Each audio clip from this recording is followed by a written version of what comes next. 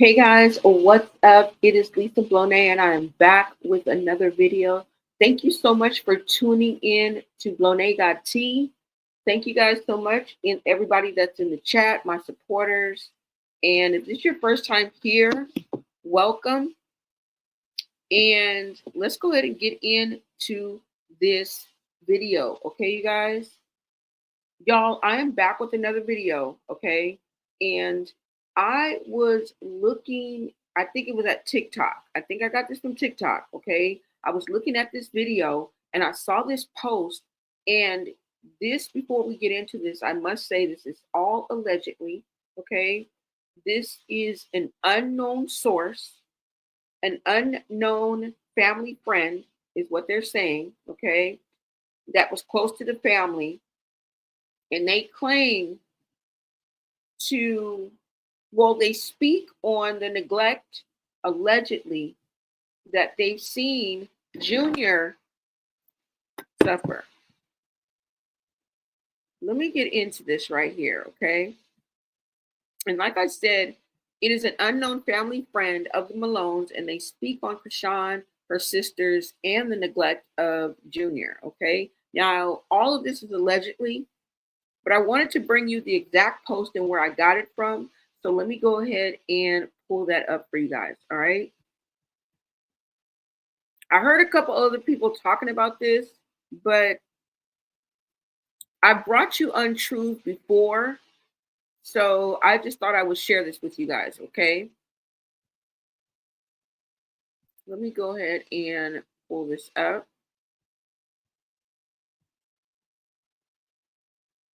so you guys can see this.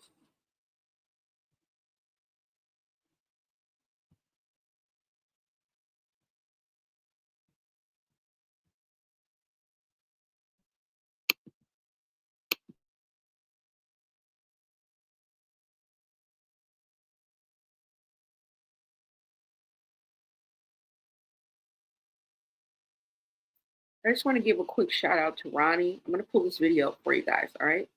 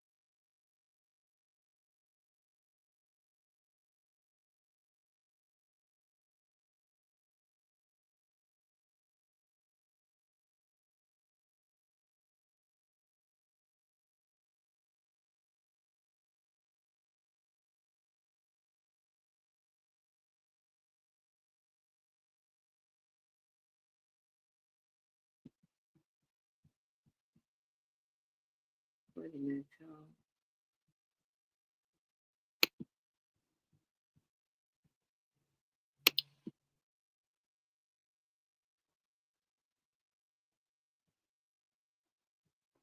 Get your ass out, yeah. Get this shit off my chest. Hey, when you walked in my life, that shit really turned to a mess. And now I gave you the deuces, and I wish your ass the best. And if you try to come back, I'ma have to stand on you. I wanna win on you. I was always there for you. And you took that shit for granted, now you lost me. And now I'm all up on my mission, and I'm bossing. And I've been taking all these trips, and you not there with me. I kept it fair with you, you wasn't real with me. And now I'm just reminiscing, I'm just staring at our pics. I thinking back and I realized you wasn't shit. My whole family told me you need to watch out for that little bitch. I just didn't listen, and I was here. I really went out to Cali just to upgrade you. But you took that shit for granted, now you a stranger. I tried to come through and save you, but I can't save you. I need my paper, I'll see you later. When you walked in my life, that shit really turned to a mess. And now I gave you the deuces, and I wish your ass the best.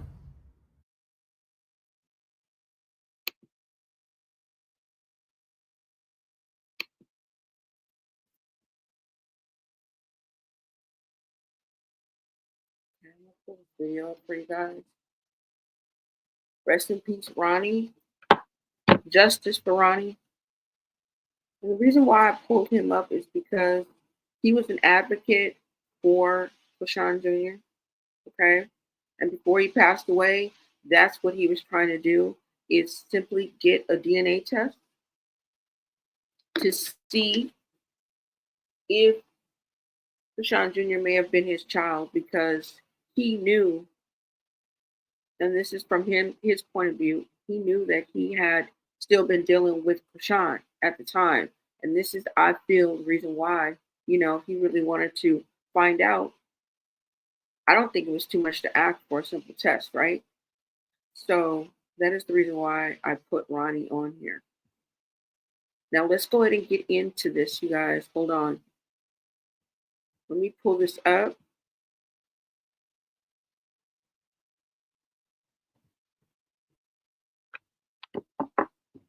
Okay, hold on.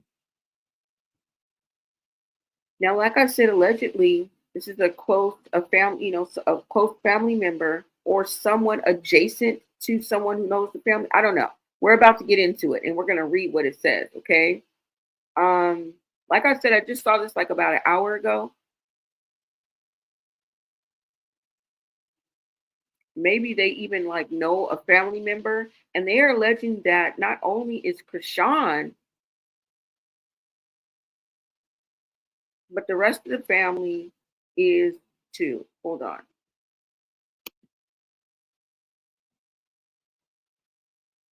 Let me pull this up. I know it's late night. I don't usually come on at this time, but like I said, I just saw this an hour ago. No big deal. We're not going to be on here that long.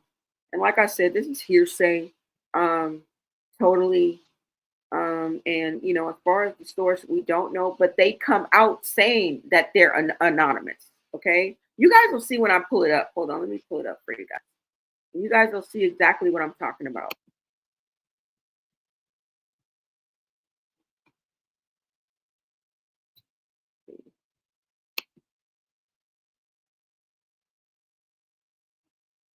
Now you know me. I don't put anything past a generational curse, and we all have them. Okay, we all have them. This is for sure. All right. Let me see.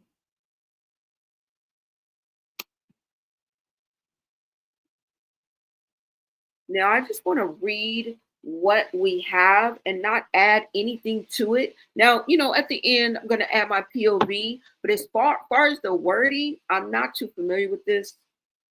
And like I said, I just saw this like an hour ago. So we can really like read it and get into it a little bit. Let me pull this up. And then I can read it for you guys, and you guys can see it as well. Let me make sure you guys can hear me. Yeah, y'all can hear me. Let me make sure you guys can hear me. Okay, hold on. Let me raise this up. Okay. Let's go ahead and get into this. And I'm just going to blow it up a little bit so you guys can see it. I think you guys can pretty much see it, but just let me blow it up just a little bit. I hope it don't leave. Okay. Sometimes it's real touchy, like. All right, so let's go ahead and get into this piece, this piece that I found, okay? Now, it says an anonymous person from Baltimore who knows the Malone family speaks out about Chrisean Jr.'s neglect. The Malones are aware and only interact with Jr. for cameras, y'all. So let's get into this, all right? Now, this person who is anonymous, everything is alleged, but put your thinking caps on, guys, okay? And if this was the truth, it would be the perfect time to come out, because I'm telling you, there's going to keep being these revelations, these things coming out until the truth is actually like just comes to light, right? Now, let's go ahead and get into this, you guys. It says, my family is from Baltimore, and some of them actually know some of the older siblings. They are varying age, they are varying degrees of relationships here that I'm not going to disclose for my own anonymity. I'm just going to cut to the chase. The situation with Junior is a lot worse than people can imagine. If something happens to Junior, a lot of Chrisean's people are going to end up in prison. First of all, Junior looks nothing like his pictures. Even photos that aren't edited don't really capture how bad he looks due to neglect.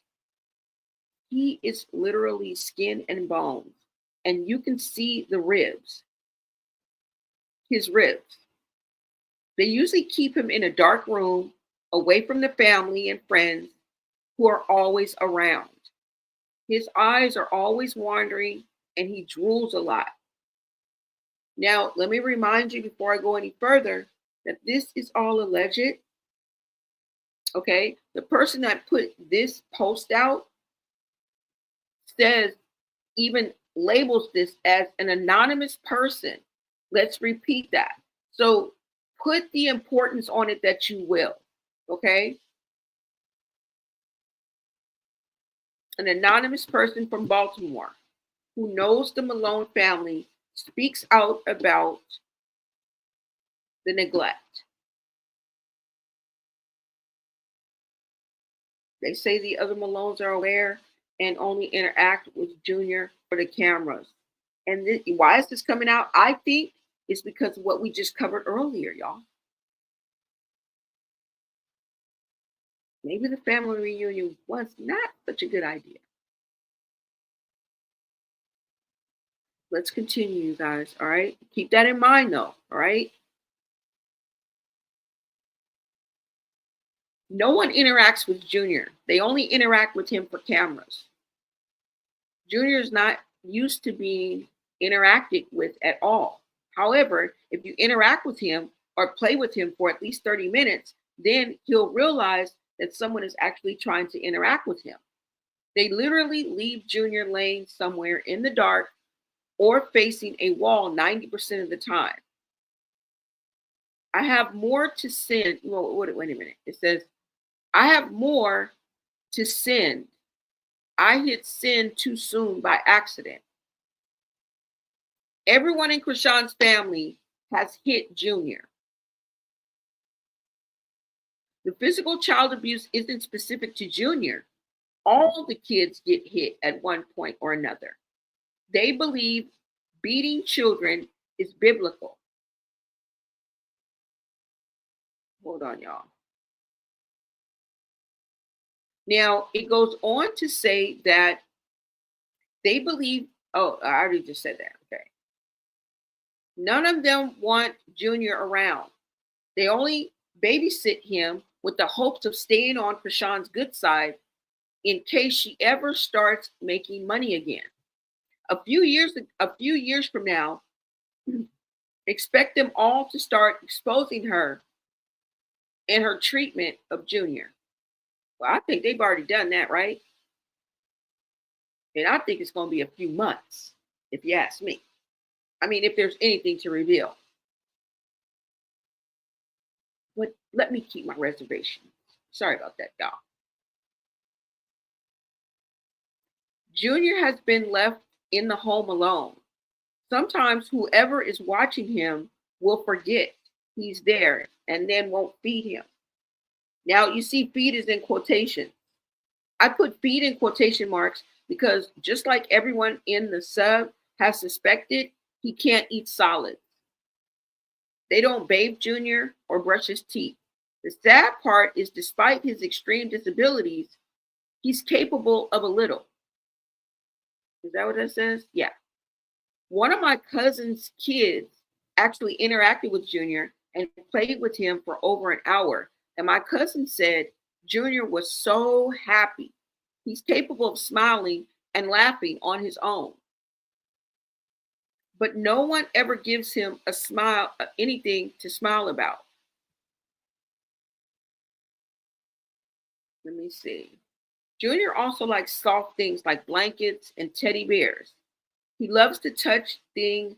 He loves the touch thing with different textures, but he needs to be guided to do these things because he's not used to toys. Chrisean drops Junior quite often. It says quote, but I'm going to say quite. Chrisean drops Junior quite often.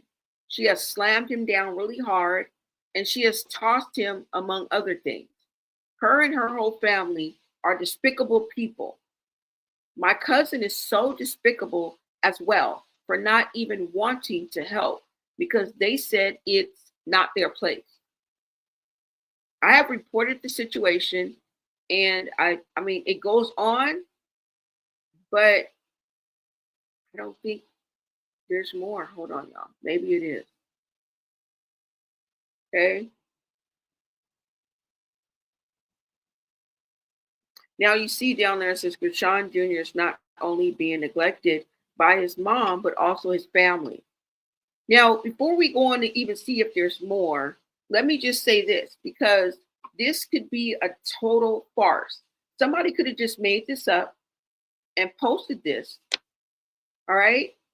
It somehow got into the algorithm, and now we're playing a game of telephone, really. This could be totally false. Somebody could have very well just made this up.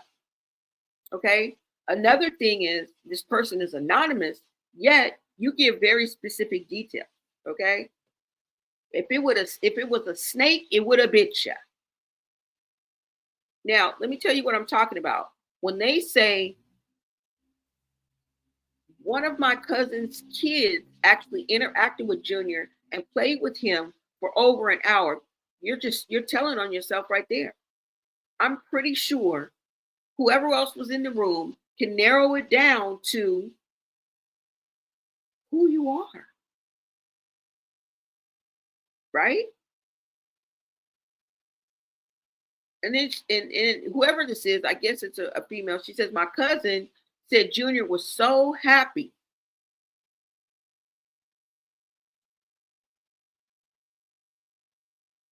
And then the timing of this also on the heels of us doing that video and breaking down that sisters reunion, whatever they call it. When people pointed out that they saw Junior in the adjacent room on a pallet on the floor, I'm not on the floor for sure, but I'm not sure if there was a pallet. I'm not sure.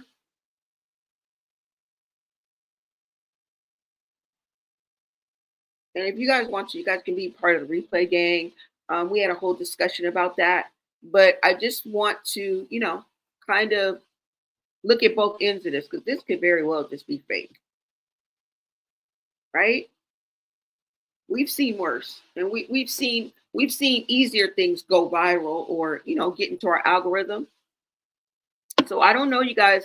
I want you guys to take this with a grain of salt. And that's all I'm saying, okay? It fits the narrative, right? It answers some of our questions that are out there, but we don't know if this is true or not, right? Hold on, you guys. Now, we don't know if this is true or not, but what we can do is look at some of the things we know is true because it came straight from the horse's mouth, right? And a lot of that correlates with what's going on and what's being said. Now, who is this anonymous friend? We don't know. So, with that being said,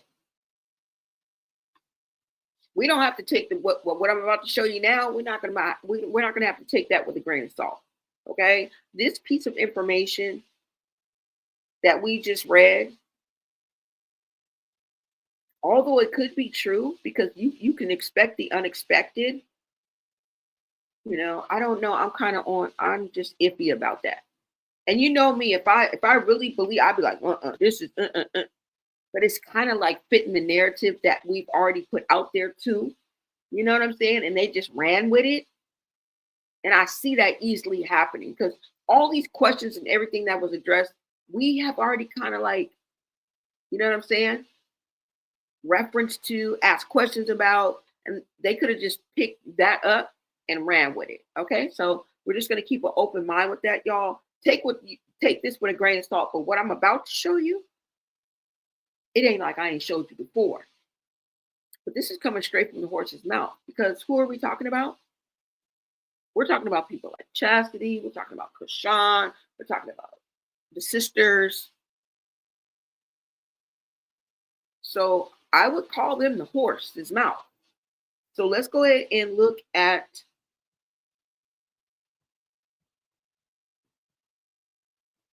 Chassity. Should I look at Chassity first? Because, they tear each other down, right?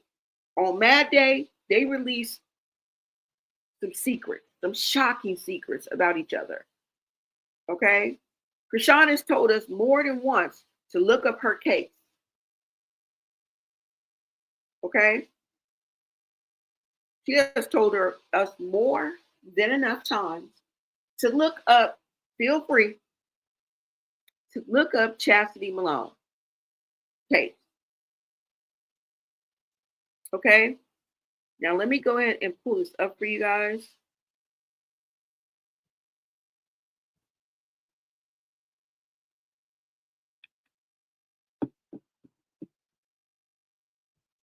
And like we said, we cannot vet the source of this, but we're gonna vet the source of what coming out, what we're about to see. Wait a minute, did I already pull it up? No.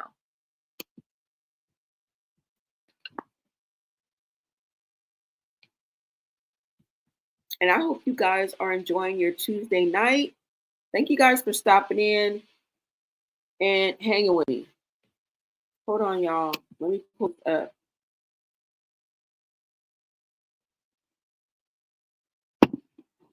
I'm sipping on some tea. I just took a sip. I apologize. Let me pull this up, you guys. Now we've been down this road before, right?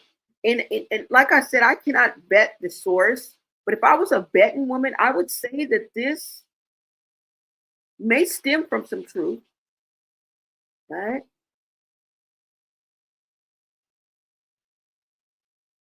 It's not like we haven't been asking the same thing, right?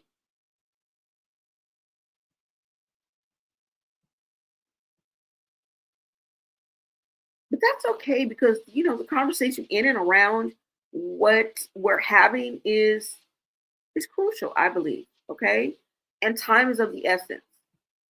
So let me pull up Chassity first. And I just think it's important that I play this because I didn't play this before. Okay. I played this on my last live. But if it ain't broke, why fix it? Okay. It's going to hit home every time I play it.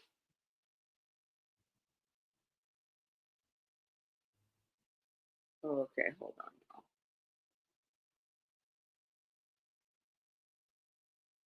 Chassity. I got so many windows open. Hold on, you guys.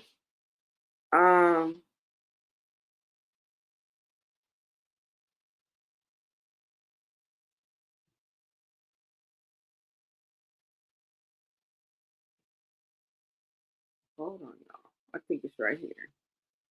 Okay. This gonna be Chrisean or Chassity. Let's look at it first.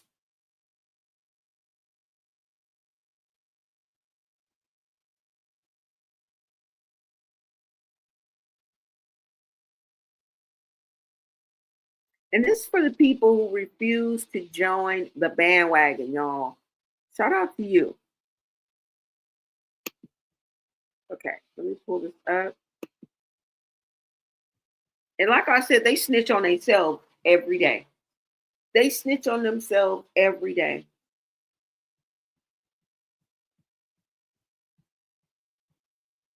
They expose themselves. They tell on themselves.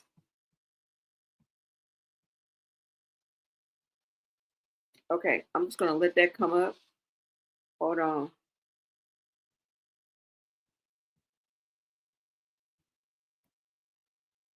Let's go ahead and pull up. This is all of her talking on chastity. Like,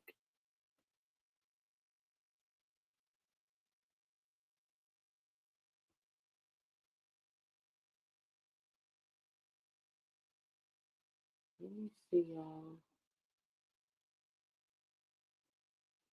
Yeah, I'm gonna play a few of these, but let me play this one first.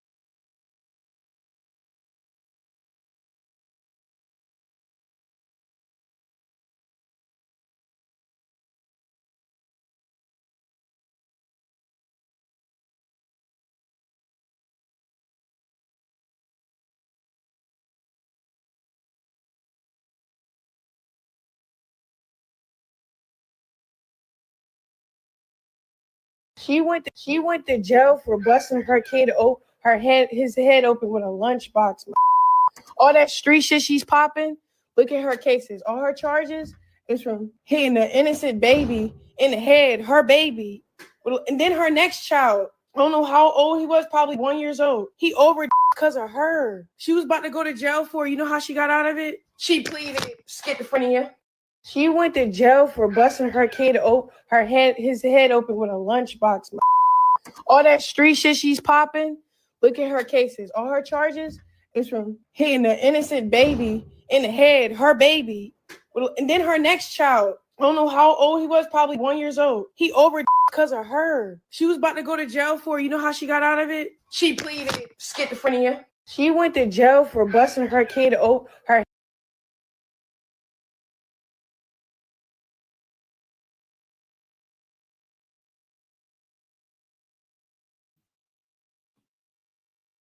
You guys heard what she said? That was coming out of Chrisean's own mouth. This is what she said about her own sister Chassity.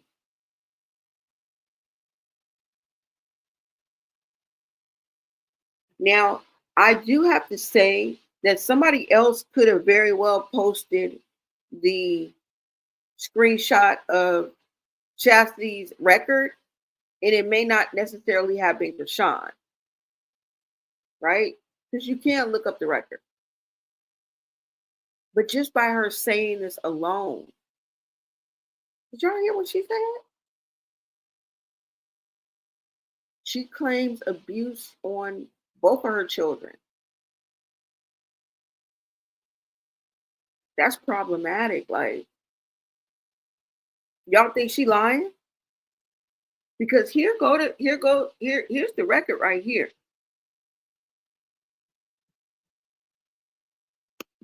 Right? Now, assuming that this is valid and actually an authentic, This gave me my fans to buy stuff for your. right? She went to jail for busting his head open with a lunchbox. You feel me?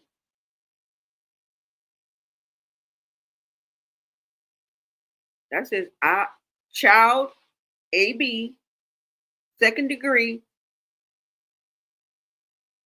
Felony Circuit Court, 4/5/2018.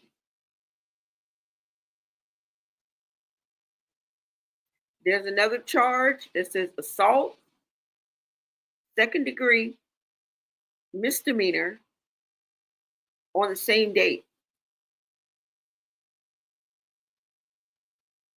Are these allegations true?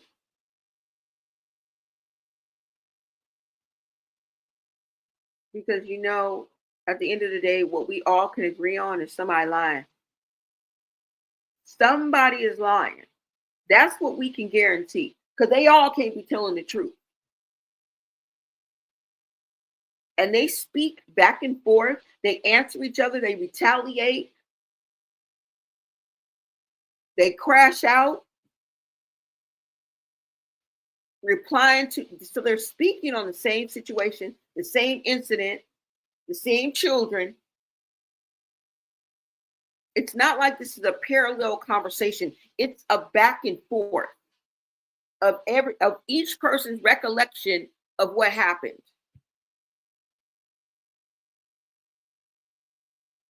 And we're talking about some gruesome things, all right?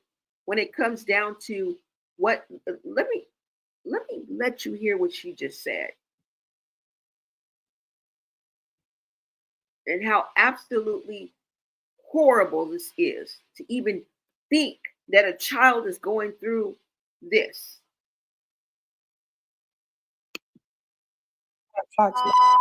All that street shit she's popping.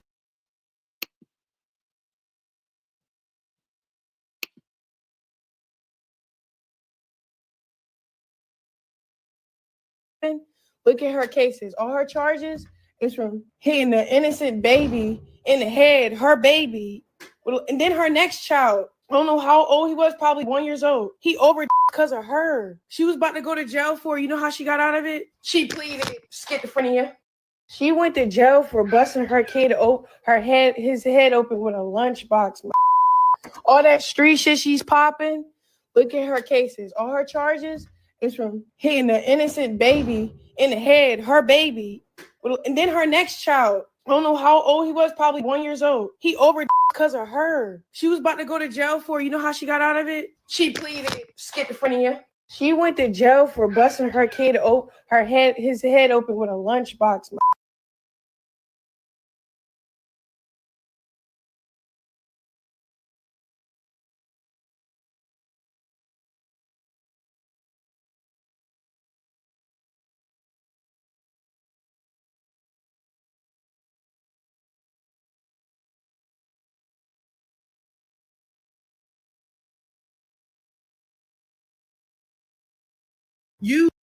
You lose people because of who you was. You provided.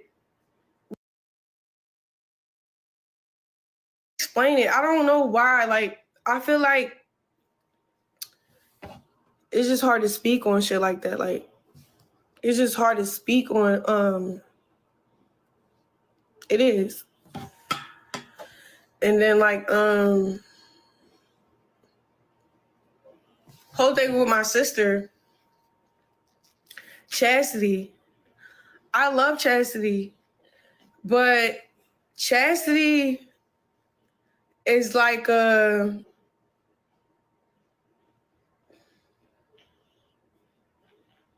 see, it's like I got it's okay. Let me put this here. So when I start putting my boundaries down, I stopped sending money to my sister Chassity. I stopped associating myself with her for referral. She'll text me with drama to get my attention. I'll respond like, what are you doing? Stay out of it. Right? She ride with me. She my sister. Right? While I'm like, but when I was catering to her, getting her car fixed, all type of stuff. I don't know. It got pounded to a lot because the guy that fixed it, I had to pay an extra $700, like whatever, right? It don't even matter, right? Soon as I count, like let go of my association with her and my resources of who I was to her, she picked a side because that side was needed. Like, okay, she picked Latifah's side. she only picked Latifah's side because folks, frankly, both of them need each other at the same time. She don't got no money. She probably, because I'm not responding. Tifa low-key beefing with me because of the internet and whatever. She saying I said this and this and that. And it was just kind of annoying because it's like everybody in my family know I'm not lying about what actually happened to me, bro. Like,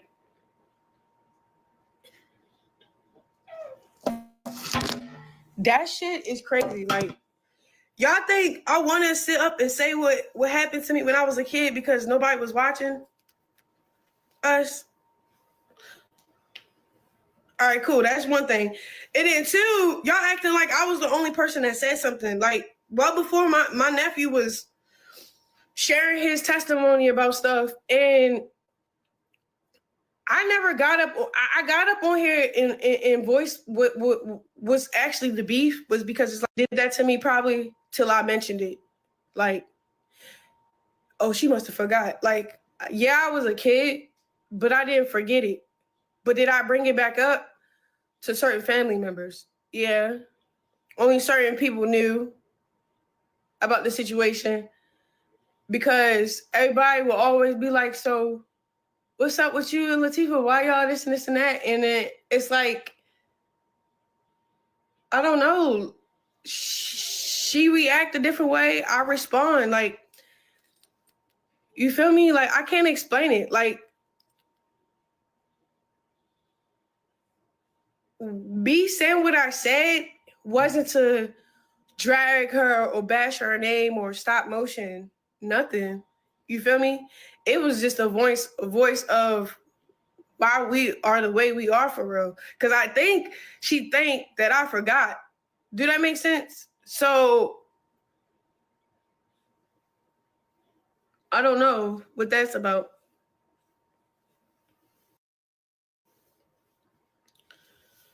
And then like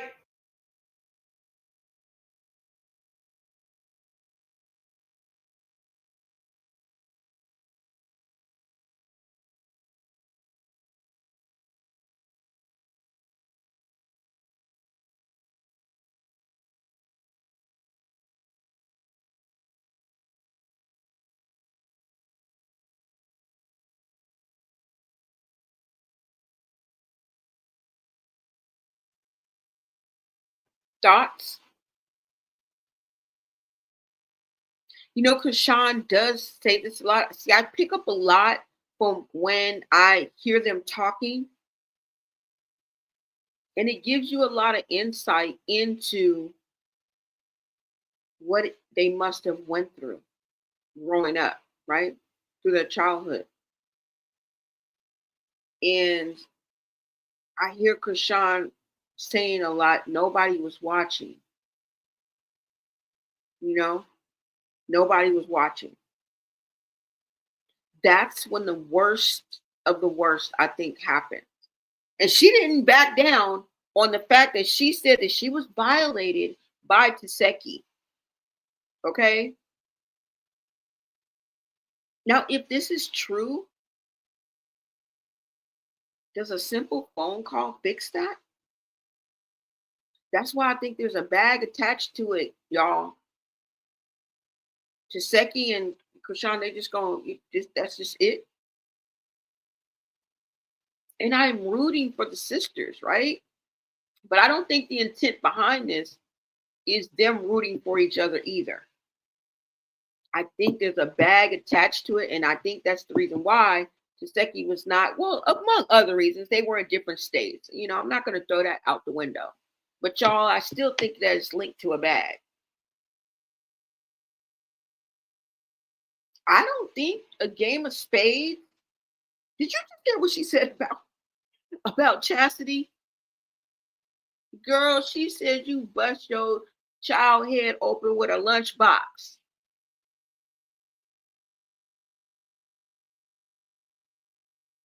And that's it. Just a card game and little wine, right? And like I said, I hope they are doing the hard work behind the scenes. Okay. We're just going to leave it at that. I hope they are doing the real work behind the scenes, because if this is all y'all got, we're gonna definitely need a little bit more, because the next time it comes back, it's going to be attached to a bag, y'all. It's going to be attached to a bag. Now let's go ahead and get into another video. And what I'm trying to do is show the pattern of exactly what the anonymous family friend is saying is going on. Okay? But if you want to straddle the fence with the anonymous, right, information that I just read, we can do that. But I'm giving you the facts coming from straight from the horse's mouth. The flies that are on the wall. Chrisean herself, Chassity herself. This is something that we can't deny. Okay? They choose to snitch on each other. They choose to expose each other, because that's really what it is, right? All of them claiming they from the streets. I done seen 2-3 videos of Chassity claiming she from some block or something. She claimed, hey, I brought Chrisean to this block. I'm robbing, bleeding. You know what I'm saying? They didn't all claim street while we bullshitting. Now let me go ahead and play this video. Hold on, y'all. Because they be going in on each other. Let me see. Let's play one more of these. Well, fuck it. Y'all get the picture on this. Hold on. Because there was another one I want to play, but let's go ahead and... Is this it? Let's play one more, y'all. Hold on. Let me see.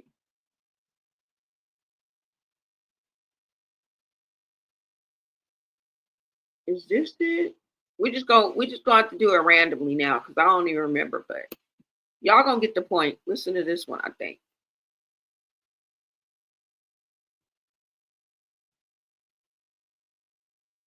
Cause you beg to be Chassity, what is you? Cause you beg to be Chassity, what is you lying for? Stay, girl, you ain't getting no. First of all, you got paid $3,000, and that was because you begged to be in the scene. You kept saying, Zeus, I don't fuck with y'all like that. Y'all gonna try to make my sisters fight. We come to do all that. Crying, having a little manic scene. You kept crying there. Why are you lying, bro? You lying. You lying, bro. You and Latifah got into it because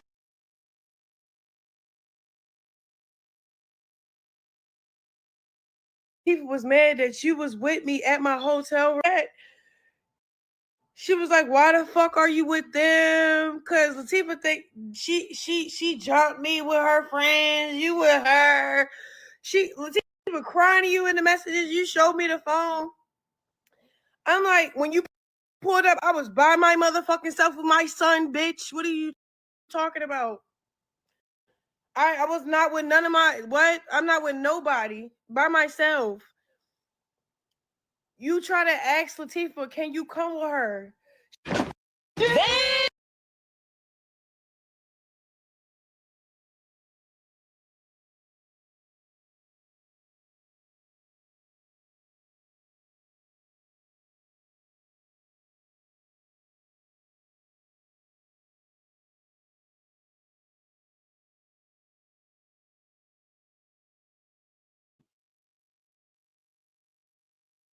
All right, y'all. You guys heard what Chrisean said about Chassity. She spoke on Taseki. You know, I just hope there's a deeper conversation going on. And we would hope that what we just read was not true. But there are so many fingers pointing at that direction to make this highly likely. And that's the reason why I bring it to you. And I'll let you know exactly where I stand, right? Okay, now Chassity responds, okay? And at this point, we don't even need the anonymous, right? We don't even need that. The anonymous person who seems to be who knows the Malone family or is from Baltimore. Now, if you know, I'm not trying to diss anybody either. You know, you come out with your story, you come out with your story. But we have to like look at it with a side eye, you know? We have to look at it with a side eye. But what we don't have to look at with a side eye is what Chassity is about to say.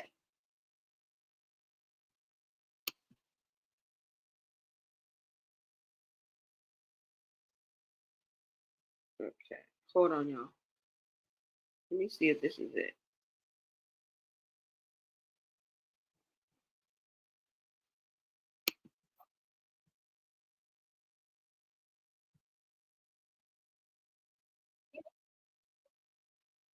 Right.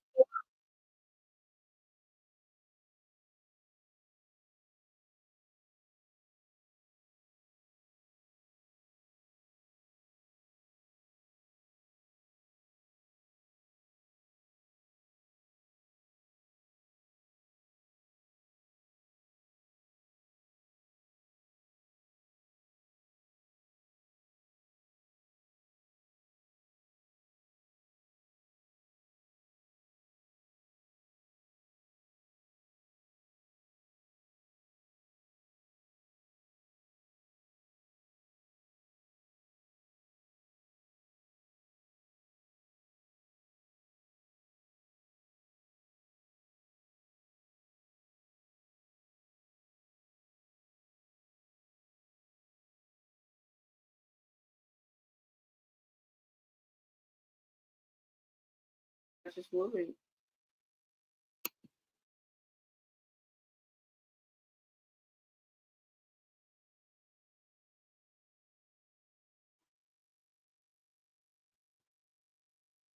Now, y'all, I'm about to let you guys hear what Chassity had to say about Chrisean. And they are both throwing the fact that they are both, you know, mistreating each other's children. Like, this is what they're saying. Why are they saying these things? What is making them choose to actually out each other for mistreatment of their children, their own children?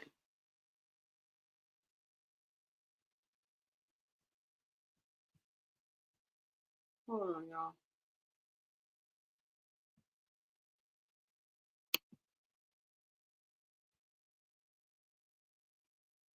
All right. Let me share this with you guys. And just like Chrisean talked about Chassity being a mother and A being her children, Chassity's gonna say the same thing about Chrisean. Okay.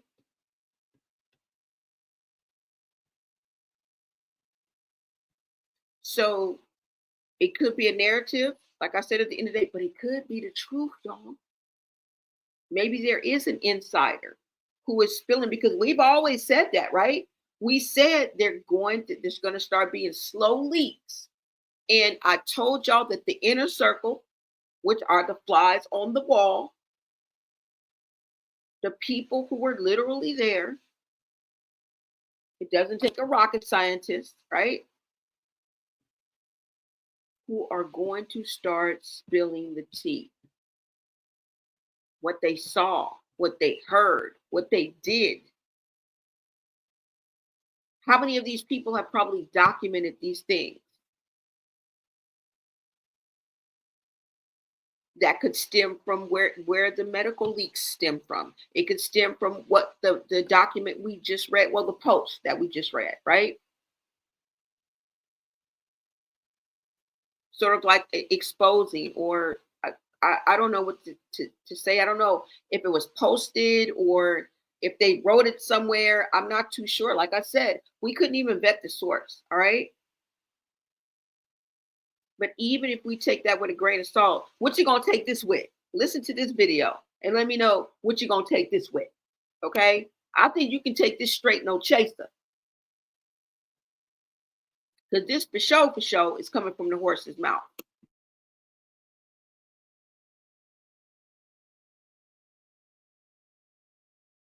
You found out about a motherfucker that don't even know how to be a mother. You should be ashamed of yourself. You found out about a motherfucker that don't even know how to be a mother. You should be ashamed of yourself, goofy. Fuck what you talking about? Don't get me started on this bitch. Why y'all trying to make it seem like family is perfect? Like, people don't go through shit. She put this shit to the internet. I'm not finna keep not saying nothing after all the shit y'all be playing with me on the internet. Cause of her. Yeah, I'm responding now when I feel like it. You got me fucked up. I don't give a fuck what y'all talking about. Mind your business. You let a hater tell you anything. Because she ain't got it. All that money she spent on Blueface restaurant, she should have paid for the doctors and be a real mom. How about that? Y'all want to keep talking about me? At least I got my son grandmother in my life because I don't disrespect her. We a family. I would never disrespect my baby father mother. And she get on my nerves, but I never disrespect her because that's my child grandmother. I think too much. I think all the way around the board. I can't give her so much. At the end of the day, that's my child grandmother. Or if she got on my nerves, got smart, I'm going to be the bigger person. I don't care if I'm younger. That's how I'm going to teach. That's how I'm going to lead. It's common sense. I'm not disrespecting my kid's grandmother. I don't care. And I go through shit with her. I'm not doing it. Like, I don't even like when people try to tell me stuff about my daughter grandmother. Stop telling me stuff. I don't care. Let them say whatever they want to say about me. Because when I start responding, it be too much. And I don't want to do that. So I don't give a fuck. Yo, she started that shit. Fuck you talking about? I ain't never say nothing about my nephew. Okay. I ain't never say nothing about my nephew. You gotta come in though, because we well here. Nobody here with us. I ain't never get on no internet and talk about her like that. I just got on the internet and said what she told me to do to Tifa. I said I couldn't do it. That's all I did. You went online and said I killed my kid. You said I was abusive. You made up shit that wasn't even true. You said that I beat King and all. King don't know what an ass whooping is. I threw a bottle at Lil Petey and it hit King, and my dumb ass took him in school and told because I got a big mouth. And I thought being honest gets you somewhere. I thought being honest, I was being honest. I made a mistake, and could you help me? Like, I just went and told to the nurse. The fuck out of here. Nothing ever happened to King. He never been hurt. His arm never been broke. None of that. Stop that cat. Only one thing bad really happened to me is what happened to Shakur. He was with my mom and stepdad. And Chrisean asked to get him that night when she came in town. You found out about a motherfucker that don't even know how to be a mother. You should be ashamed of yourself, goofy. Fuck what you talking about? Don't get me started on this bitch. Why y'all trying to make it seem like family?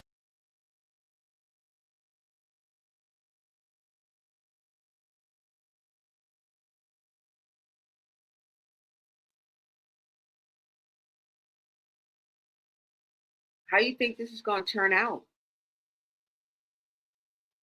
at the next family reunion?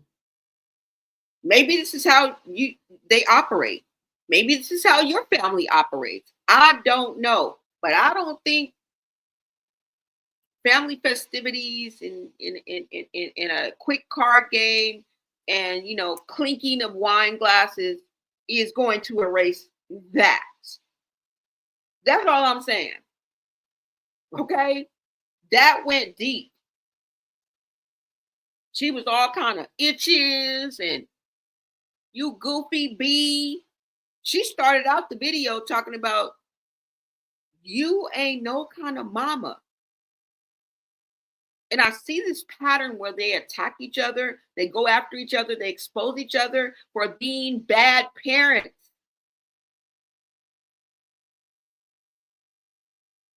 And we have to look at what they've told us. And how do we know? We weren't there, right? We only know what they told us about their childhood. So all we can do is put the pieces of the puzzle together. Any way you slice it, it's going to come up peanuts. Any way you slice it, okay? Generational curses are real.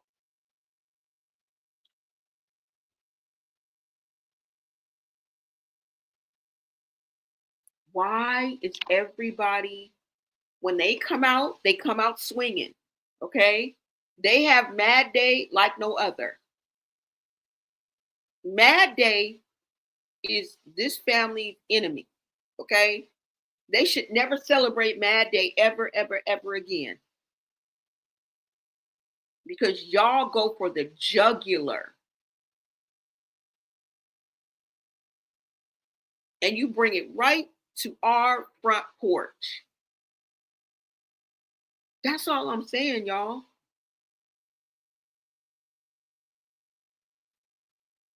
She said you was a badass mama. You should have all that money you took and spent on Blueface's restaurant. All that money you spent on Blueface's house, talking about that's yours, girl. You ain't went back since. And I'm pretty sure if you go to either one of those spots right now and you run into Angela, there's going to be a misunderstanding. That's all I got to say.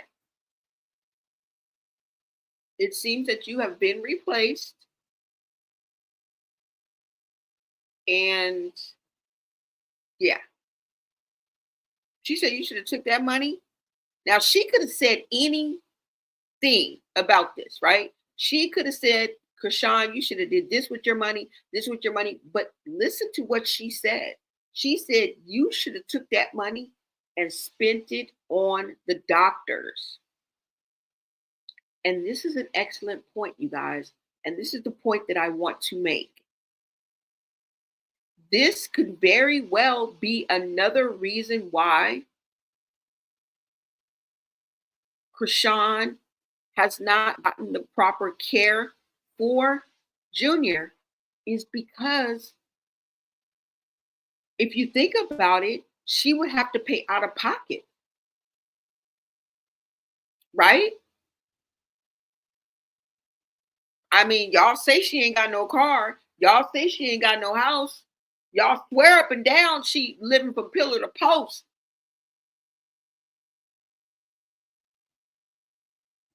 You feel me? She would have to come out of pocket and pay for all of Junior's medical needs, and that is going to be expensive.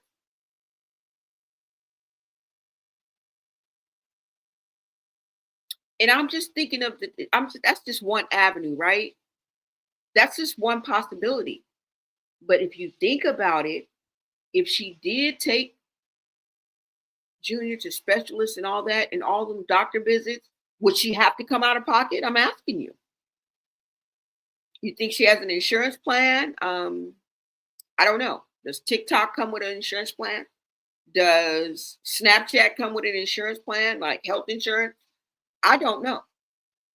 Did Kick throw in an insurance plan, a health insurance? How does that work? A lot of y'all say she's not even responsible enough to even, I guess, maintain a health insurance. I don't know how that works either. Y'all, the fact that they call each other out on being bad moms is diabolical if you think about it, which all ties into all of the leaks that we're seeing, the hearsay that we're seeing, and who knows, later on it may turn out to be the truth. Because one thing's for certain, if I guess it would have to be Chrisean and anybody who was there at the time, in and around the time that this happened, well, it's easily going to be able to narrow it down if they see this. You mentioned your cousin, you mentioned some other factors that would make them be able to narrow it down and pinpoint you. Right? But I can't tell anybody how to come out and tell their truth. But maybe you should just come on out, and stand on business. At the end of the day, if this is true and your intent is pure, you can be an advocate for Junior. right? I don't know how you guys see that though. And we know China talks about everybody every day that she come live. She is exploiting and exposing and spilling and whatever word you want to use with the family. And it's some of the same things, right?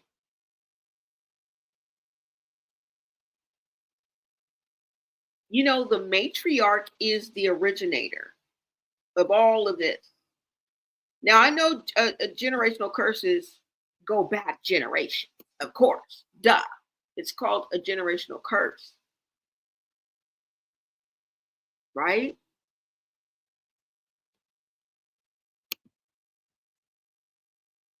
But this generation started with the matriarch, right? Well, the mom and the dad.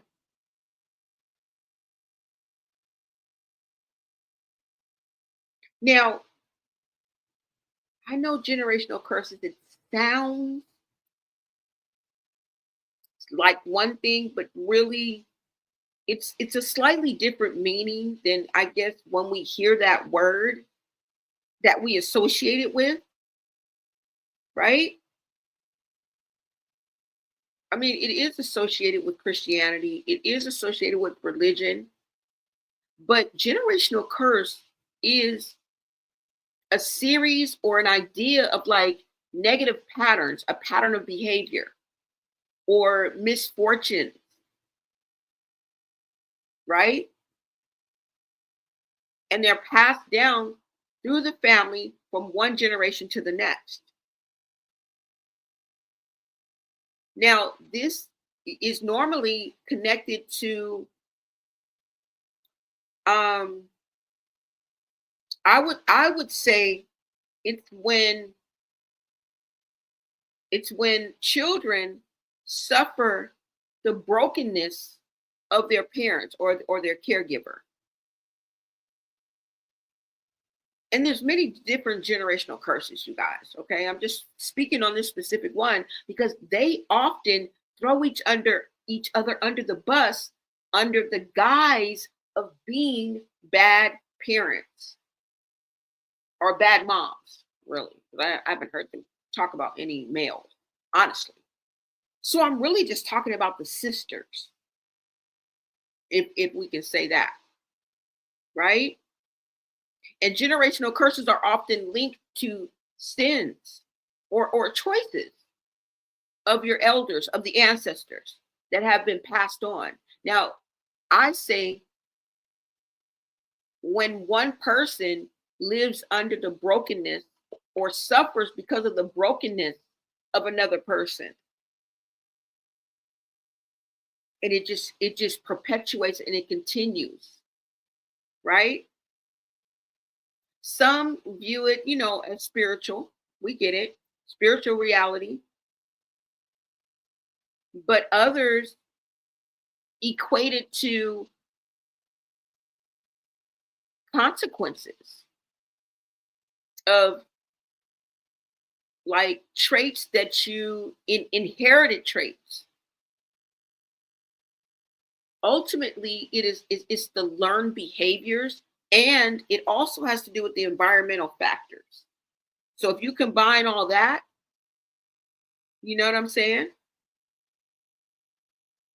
That's what constitutes it. Now you can break it down in other instances, but I truly believe that this is what we're looking at because we are. But it's just funny how the sisters always come at each other and try and point out the fact that they're bad moms. Now they're not trying because they're doing. So I'm like, damn, you's a bad mom. What? She did what? She bust her what? With a And then Chassity follows up with, yep, I went in there, told on myself. You know what I'm saying? It is what it is. What? But we have to check ourselves, right? Because we've been on this train too long, way too long. So should we be so surprised? See, I don't let Chrisean pluck at my heartstrings anymore. But what does still pluck at my heartstrings involuntarily is the fact that they were once children and they once went through this. Horrible, horrible acts were probably done. There were 12 children and nobody saved anybody. Everybody was a victim. Let's look at the real hard truth with no excuses. I mean, they grown ass people now. We gonna hold your feet to the fire. But ain't nothing wrong with a little bit of empathy, right?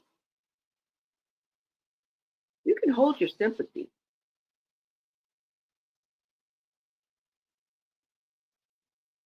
And I guess we can say the apple doesn't fall too far from the tree. And that goes for all of us, you guys. Sometimes we're going to have to look in the mirror at ourselves and see if we reflect some of this. Whether mild or extreme, were we the perfect parent? Well, not even perfect. Were we a good parent at all? Were we an okay parent? Where did we fail our children? There's a little bit in all our families, right? So, although the family that we're talking about is not a reflection of us, but it's a mere reminder that we're all human. You know, this is a reflection for us to look at ourselves and say, well, what kind of parent was I? What kind of parent am I? You know, we can check ourselves and do better or pat ourselves on the back because some of y'all are awesome parents. Okay. I grew up with people who had awesome parents. I had a damn good childhood. I mean, I can't brag, but I'm just saying. And it's like there were 12 children. And like I said, these 12 children are now grown ass adults. But I believe they didn't have a childhood, if you ask me. Not the way they describe it, right? We going by what they say. At least not the way that Chrisean describes it. And when you hear someone that was still feeling that pain of their childhood, and they say the only thing that made them have that bad childhood was, I think she said, moving everywhere and mommy being asleep. How deep is that? Just think about that. Mommy was always asleep. So if mommy was always asleep, she was never there to save you. She was never there to protect you. And I believe the worst things happened when mommy was asleep. For Chrisean, she is the 11th of the 12 children. And according to Tristan, they all tainted and fucked up. Okay? Toe up from the flow up. Now he left some of the older children out. So let's just, give a little grace for that. Because he didn't mention everybody. But y'all, this runs deep. That's all I'm saying. The only thing that made her childhood bad was mommy always being asleep. Meaning your mama was on dope and wasn't paying attention.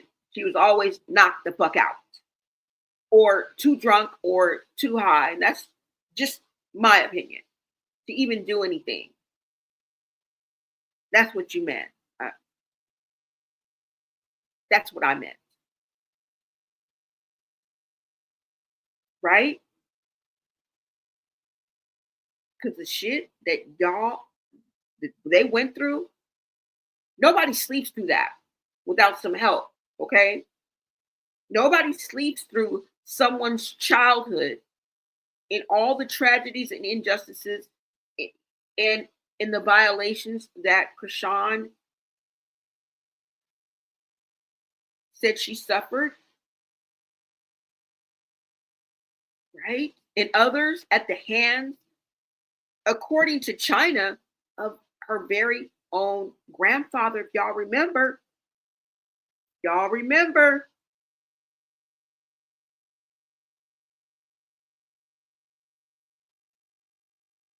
right? Even if she was in the next room, she still was absent. And all of the things that happened to Chrisean, this is what I'm interpreting from what Chrisean is saying. Just by those words, mommy was always asleep. That made the biggest impact on her childhood, because I feel that's when the monstrosities happened. That's when the worst things happened to Chrisean.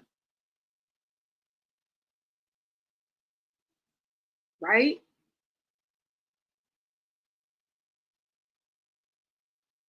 Let me show you guys this clip of Chrisean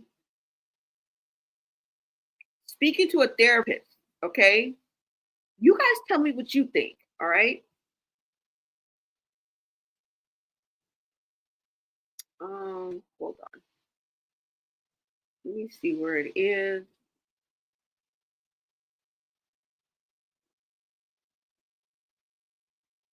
All right. And now Chrisean Rock tells the therapist of her abuse that she suffered, y'all. I want you guys to take a look at this. We're going to play a couple of clips, and you guys let me know your thoughts.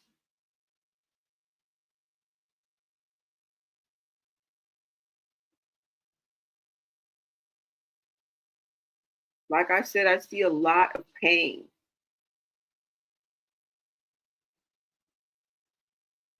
I feel Chrisean was violated and suffered at the hands of others that were supposed to protect her. Let's start out with this clip.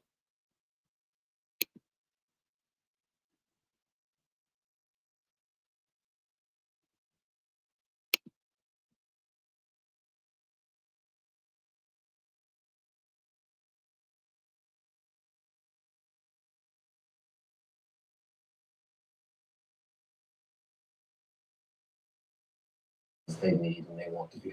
They need and they want to be. Because I don't need shit. No. We all need. We all have needs, right? That don't make us weak. What I'm asking you is, what do you want, right? Do you want? I got everything. You want to just be you and him? You said that. What else? Keep going. You're doing good. You got emotional about it. You thought about it. What's happening right now? Our family. It's probably, as a kid growing up and when things not going right. And I don't know, like, yeah, I did have family, and I lost it. I don't know. How'd you lose it? I don't know. My mom went through some shit with my dad. My mom ended up depending on like drugs and then like giving up and forgetting us, but not really. But consequences was homelessness, abuse, neglect, and you don't have nobody to show up for you. How old were you when all that was happening? Out the womb for real. What you mean? They were never married. No, my mom got married. Then she remarried. Was he ever in the house with y'all or no? He was. Yeah. And he was abusive to who? My mother and my sisters. Like how? What would he do? Like yell, fight, hit? No, he would hit them, like slap them. Like my mother, he would go to the woods, tie her up, and beat her up. Wait. He allowed all my sisters up when I back against the wall. He put me against the wall, and I ain't do nothing with it. Like, I'm young as fuck. I don't know what's going on. So my big sisters be, I don't know, probably came after curfew or have a boyfriend not supposed to. So they're get lined up on the wall, and I'll be right with them. He would slap y'all. Yeah, but it's more like he asks us a question, we give our answer. Slap. Then he'd be like, he asked the question again, you know the right answer you're supposed to say because you don't make an excuse rather than say a real answer because you're scared. So like he make sure he slap one on each cheek. He'd get to me and be like, so Chrisean. And then he'd jack me up and I'd just be scared already. You should be terrified. Not really. I don't know. You're a kid though. Yeah, but nigga. Let me ask you a question. What? You ever have any days where you feel like it's just kind of an empty feeling on the inside? You ever had a day like that? No, it's days when you like just sleep in all day and you like it hurts so much you don't want to move.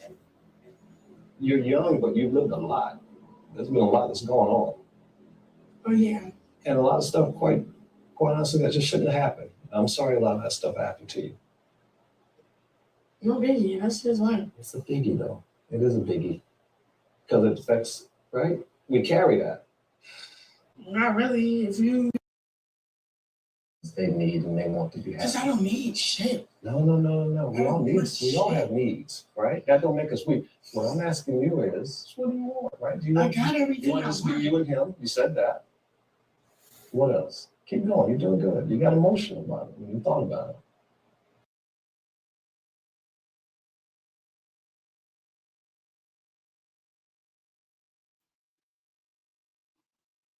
Okay, you heard Chrisean talking to the therapist. He asked, how long had the abuse been? Chrisean said, out the womb.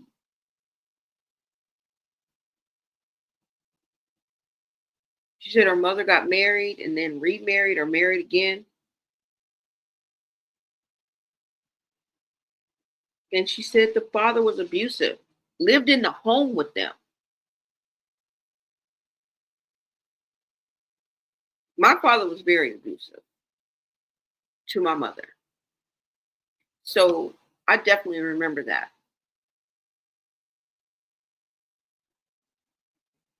She said he slapped them on both cheeks, would jack her up. She's the youngest of 11 or 12. I mean, she's the 11th of 12.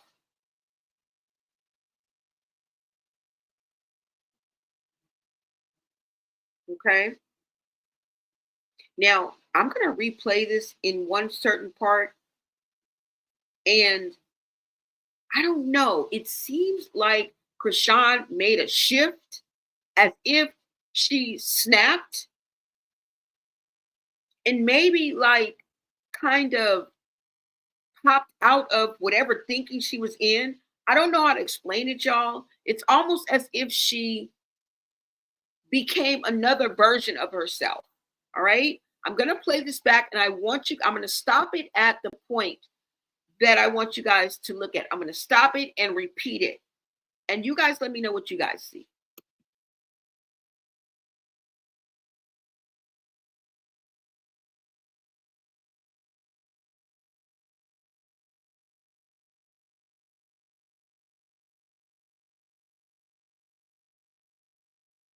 How old were you when all that was happening?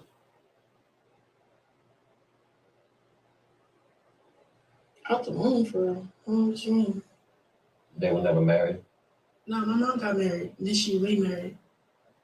Was he ever in the house with y'all or no? He was. Yeah. And he was abusive to who? My mother and my sisters. Like how? What would he do? Like yell, fight, hit? No, he would hit them, like slap them. Like my mother, he would go to the woods, tie her up, and beat her up. Wait. He allowed all my sisters up when I back against the wall. He put me against the wall, and I ain't do nothing with it. Like, I'm young as fuck. I don't know what's going on. So my big sisters be, I don't know, probably came after curfew or have a boyfriend not supposed to. So they're get lined up on the wall, and I'll be right with them. He would slap y'all. Yeah, but it's more like he asks you a question, you give her an answer. Slap.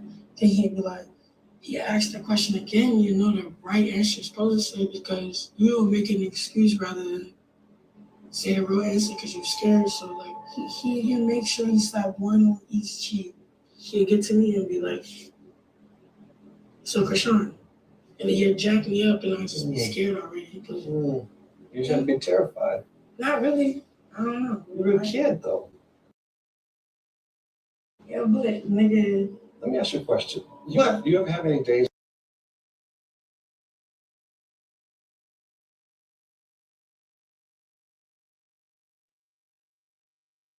Did y'all catch that? It was almost if she was another person. I'm just going to rewind that small part right there, okay? When he said, he asked her a question and she says, what? It's as if she snaps. And I don't know if I can say another person, but it seems like she just is another version of herself. Like she just all of a sudden snapped out of whatever, like, I don't know. It's weird. I'm going to rewind it one more time for you guys. Listen.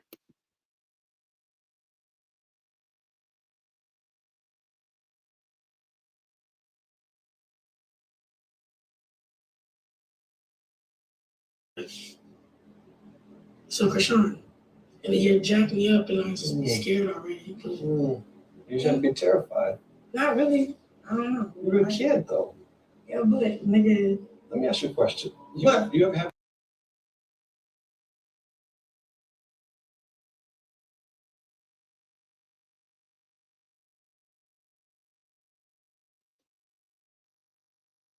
I don't know, y'all. I don't know if I'm reading too much into that, but it's almost as if she snapped into like another like person or like she snapped out of it. That shit was crazy, y'all. But this is her telling her story about her childhood, y'all. Okay?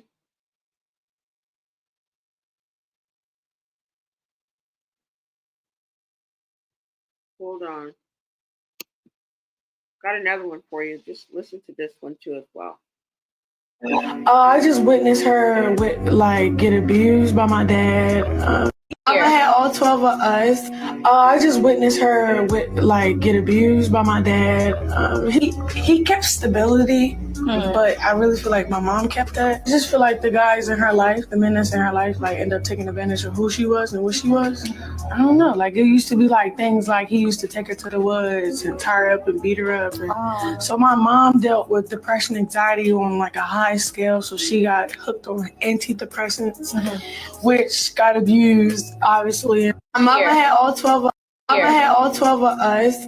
I just witnessed her get abused by my dad. He kept stability, but I really feel like my mom kept that. I just feel like the guys in her life, the men that's in her life, like end up taking advantage of who she was and what she was.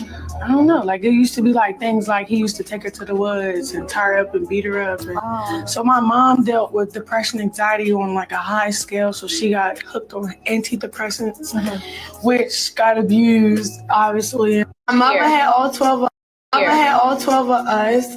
I just witnessed her get abused by my dad. He kept stability.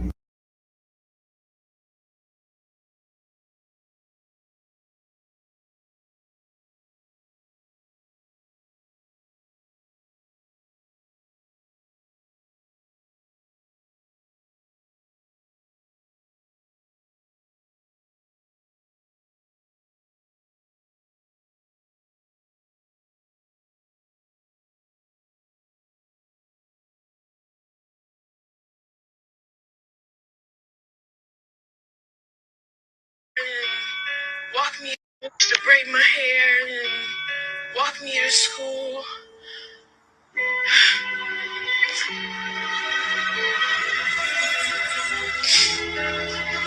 She used to braid my hair and walk me to school and things like that. And then it starts slowly progressing to Her always in the bed.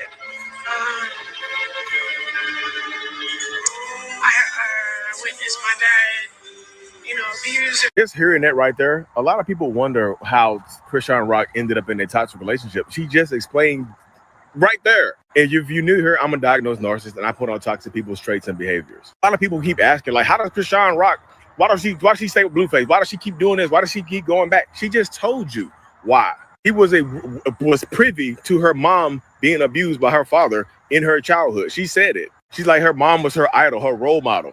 They used to pray to her, walk her to school, have good times and things like that. And then all of a sudden, it seemed like her mom fell into a deep depression. And then she's like, we used to witness my father abuse her. Sometimes people end up in toxic relationships because it feels like home sometimes. She grew up in it, so she's in this relationship. It kind of mirrors what she grew up in. And when you're in a toxic abuse,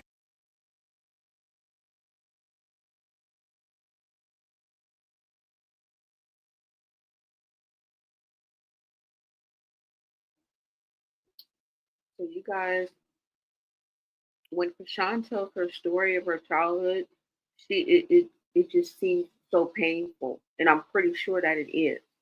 You know, I'm pretty sure that it is.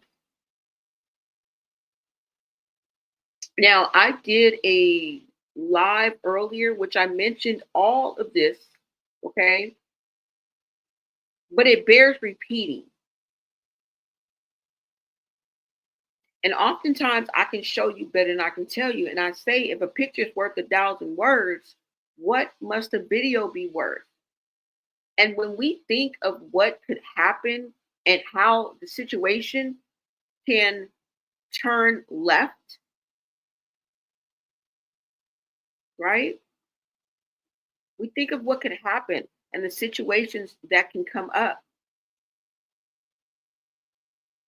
And people often speak on Junior and his well-being and his safety and his future. And it reminds me, because let's go back to the anonymous information that was dropped, just like the medical leaks were dropped, right? We couldn't vet the source. We don't know if, the form was right. But we looked up each and every diagnosis, and it seemed to fit the bill, right? If we were betting, we would probably put our money on that medical leak being pretty accurate. Now, I'm going to pull up the message and the information that we just got. Hold on.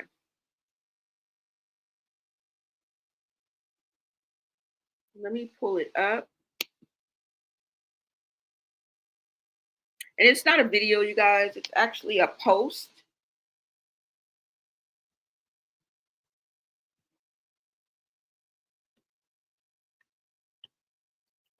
Hold on.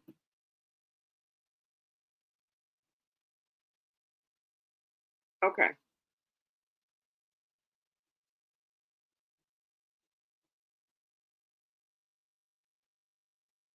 Now, like I said, this is an anonymous person from Baltimore who knows the Malone family, speaks out about Chrisean Jr.'s neglect. The Malones are aware and only interact with Junior for the cameras. Now, the person starts out by saying, my family is from Baltimore, and some of them actually know some of the older siblings, okay? So this person who wrote this and spilled this information, leaked this information, or we can say told their story, say that their family is from Baltimore, and some of this person's family actually knows some of the older siblings. So what I'm thinking is the older siblings, this is an older sibling's friend. So we're thinking Tareen, we're thinking Tessa, because Chassity just turned 30. That's young. Chrisean is 25. That's young. I think Chassity is about 31, 32. That's young. So I'm thinking maybe China, Tareen, Tessa. I don't know how they are, but just through process of elimination, right? And I don't even know if that's all the sisters. Like, I don't even know the dynamics of the family, but we got enough information, right? So that's what I'm thinking. It's one of the older siblings' friends that came to hang out at, or came over. Because remember, they said they always have friends and family over, remember? In this one.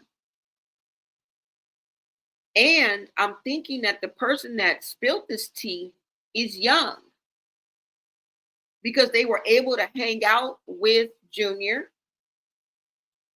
So that would make me think that they were young. And then they were like, my cousin got to play with Junior. And you were around Junior for a half hour to an hour. So that fits the bill of children, right? Just like we saw Chrisean Jr. in an adjacent to the adults where the adults were. I mean, it's kind of like how it goes, right? You tell the kids to go in a room or they're in a separate room. And for you to be able to hang out with Junior and to be able to observe him enough to know that he had texture but then again, they're not that young because this verbiage, it's not somebody who's like, probably under the age of, 13. So not that young, maybe a teenager, young adult, right? Anyways, let's stop speculating. I just caught that from that. All right. They say they actually know some of the older siblings. There are varying degrees of relationships here that I'm not going to disclose for my own anonymity. So there are different degrees of relationships. So maybe they're friends, maybe they're cousins, maybe they're exes, right? They say the situation with Junior is a lot. Worse than people can imagine. If something happens to Junior, a lot of Chrisean's people are going to end up in prison. First of all, Junior looks nothing like his pictures.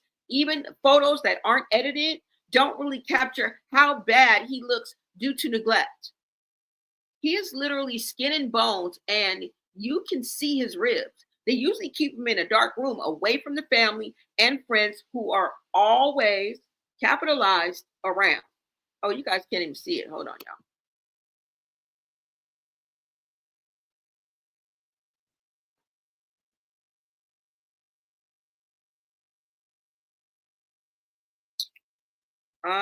Hold on, you guys. Let me see.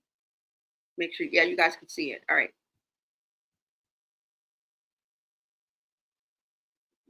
And I'm just catching anybody up who just came in.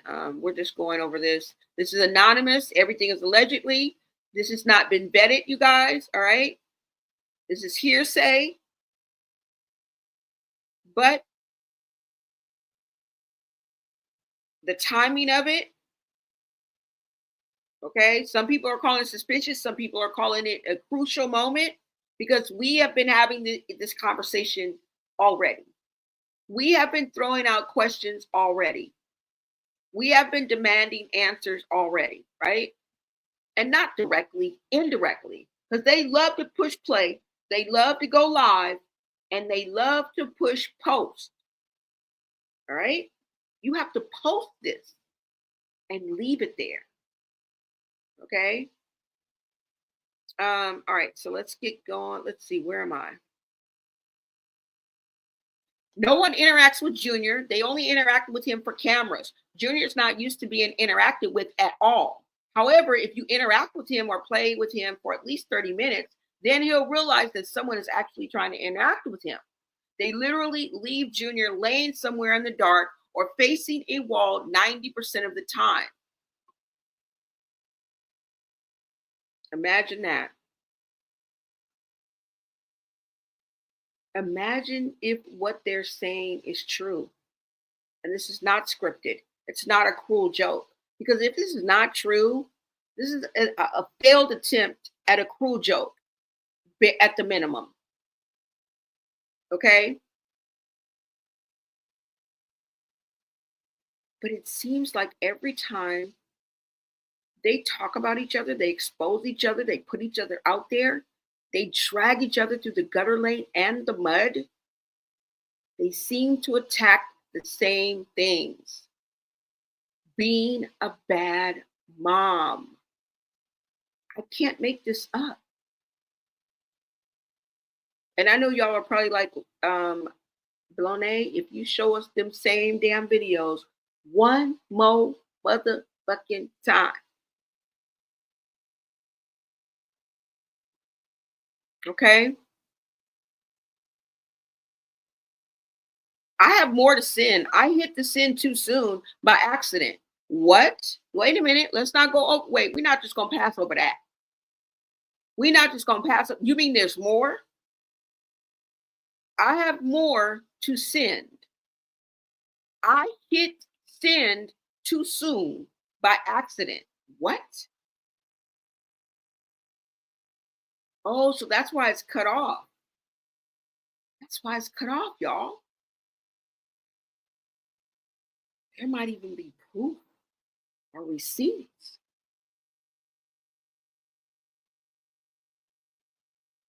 Right? They say they have more to send. So they're speaking to someone specifically. They're speaking to someone specifically, and that person is probably putting this out there. The person that's saying this and who's a witness to, who claims to be a fly on the wall, is not the one that's posting this, I believe. Because who are you talking to? I have more to send. What are you sending? Who did you send it to? I hit send too soon by accident. Right? This is in all caps. Everyone in Chrisean's family has hit Junior. The physical child AB isn't specific to Junior. All of the kids get hit at one point or another.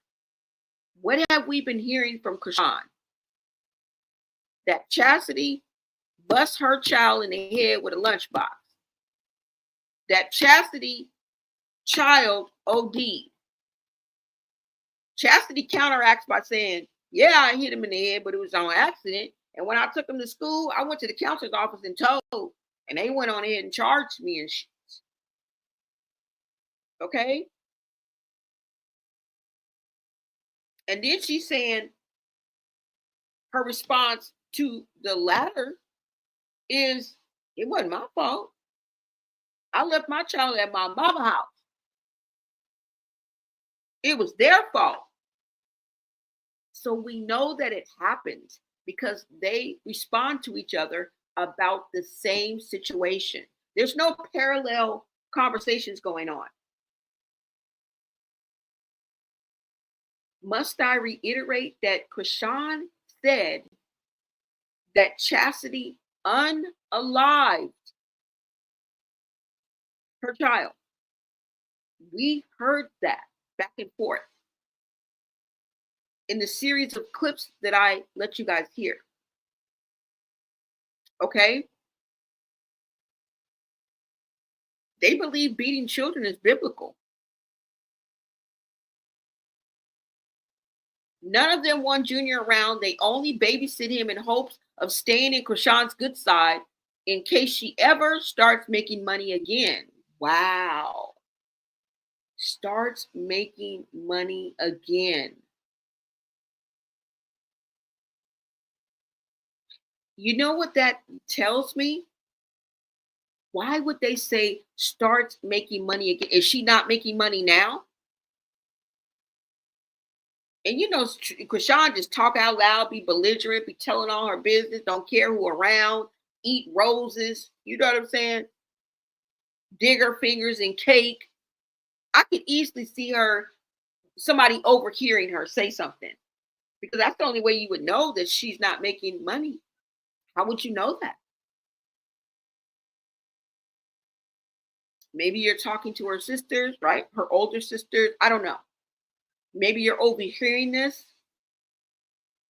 That's the only way I would think that you would know that. I could easily see Chrisean being loud as AF, talking about I don't make, I don't know. Remember, I was over here gassing her up, saying she's still making her money, she's still hitting her numbers. She got an apartment, okay, on the east side. She got a deluxe apartment in the sky, according to me. All right. Now, what this tells me is Chrisean may not be hitting them numbers like she used to. She's still getting something, but it's not like she was getting. Okay. Remember, Wendy Ortiz hit $1 million not too long ago. Retired her mama and all that. Remember that?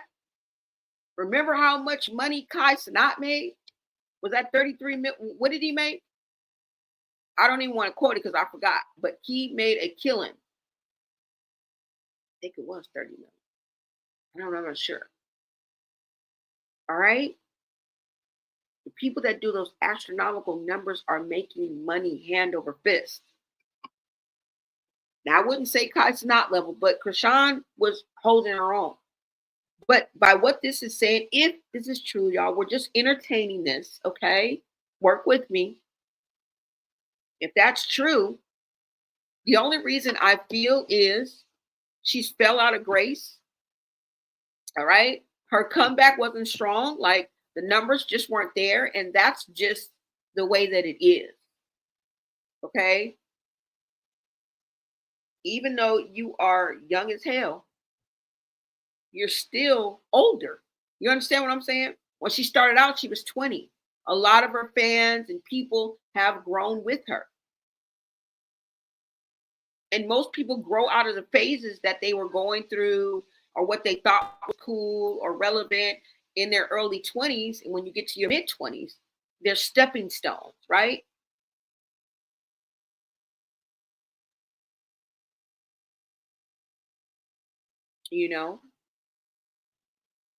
She's invited to a lot of places, but is she ever going to be invited back?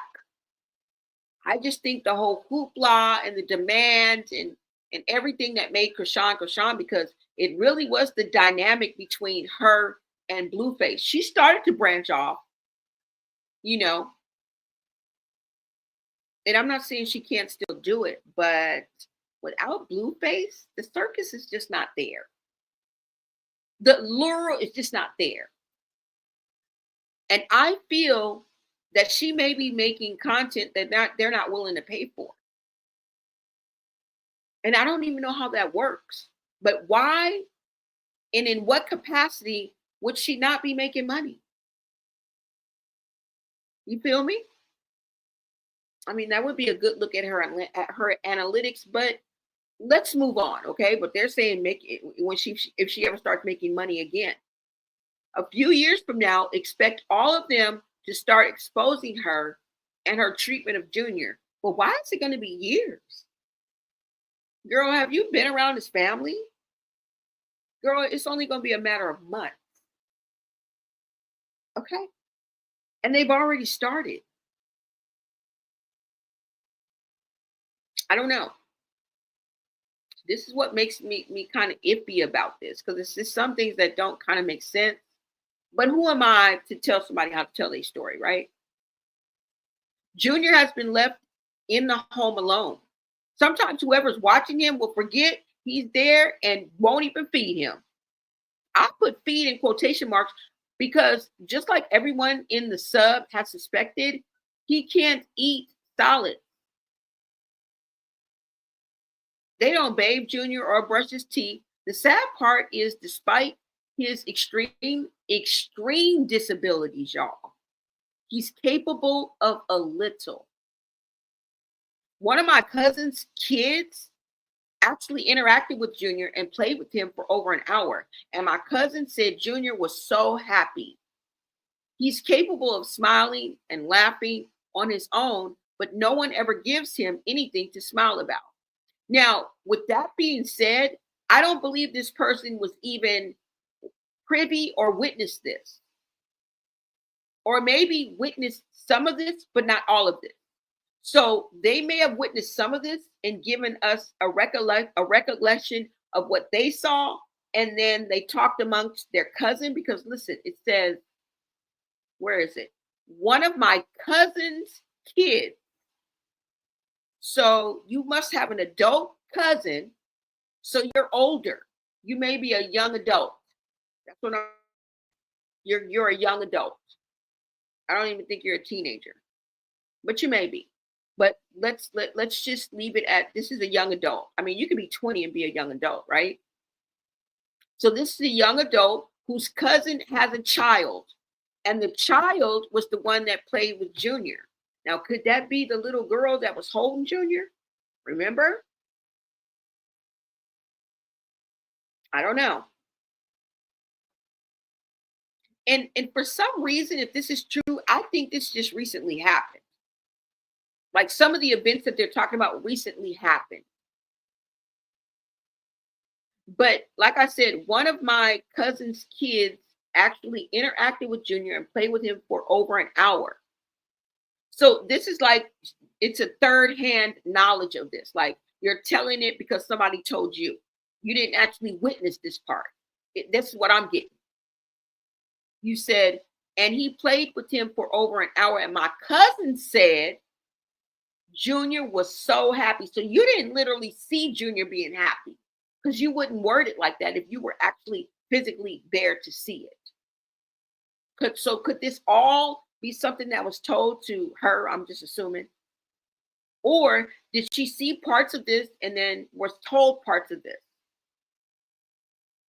All right. My cousin said Junior was so happy. He's capable of smiling and laughing on his own, but no one ever gives him anything to smile about.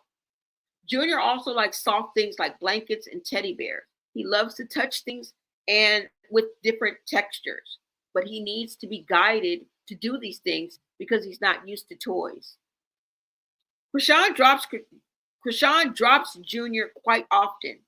She has slammed him down really hard, and she has tossed him among other things. Her and her whole family are despicable people.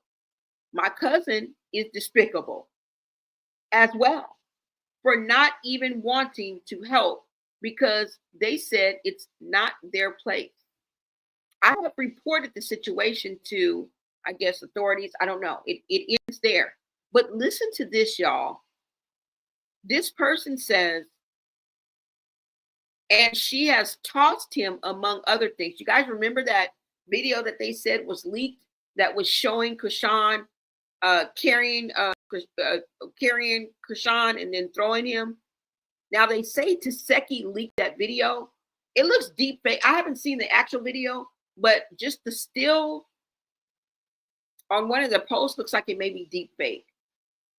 It's showing her from behind. I didn't believe it, so I didn't really look into it or look at it. But I think that's what they're referring to. Okay? It says, her and her whole family are despicable. My cousin is despicable as well for not even wanting to help. So now you're exposing yourself in even more. So whoever her cousin is hangs with the older sibling, is privy to this information, sees what goes down, and does nothing. Okay?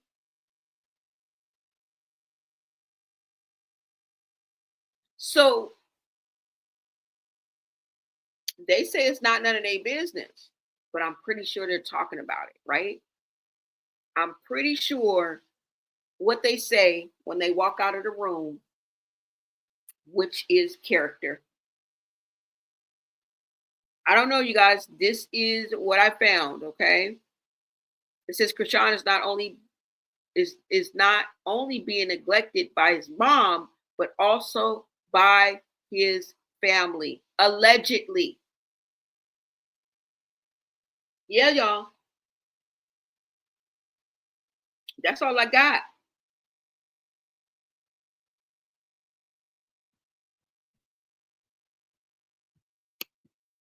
And like I said, this is what they're talking about.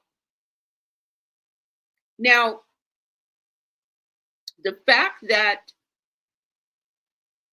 this, and I hate to bring up this memory, I hate that it reminds me of this, but it does remind me of this because it says here that, where is it? Hold on. It says here that Junior, where does it say that he's left a lot?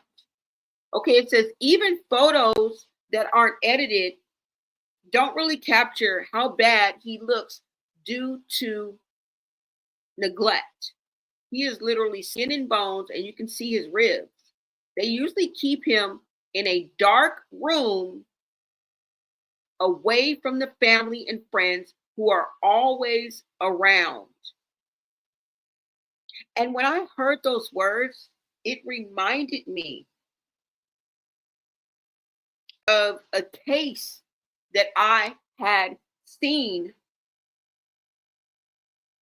on the internet of Sterling Cohen. Now, I want to briefly just show you guys this, okay? And the casualties of nonchalantness, the casualties of going along just to get along, okay? The worst of the worst that can happen if you continue down a certain path. Now, I'm not pointing any fingers, but I want to tell you what this reminds me of and the tragedies that can occur when things like what we're discussing go unresolved, go unanswered, are ignored, are pushed along, are seen as normal or normalized. And this is literally what this conversation that this person is having is painting the picture of. Let me see if I can pull this up. Hold on, guys.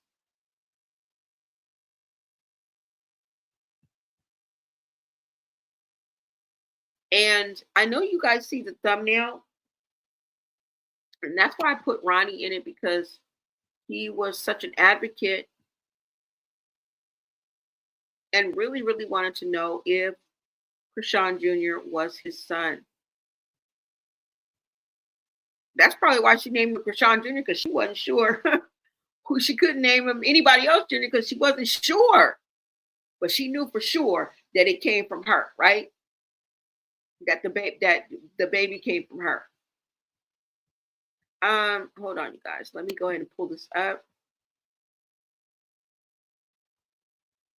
And this child, in this case that we are about to take a glimpse into, passed away from maggots. Okay. Now, there were other things that came into play, but I'm going to let you guys hear the story for yourself.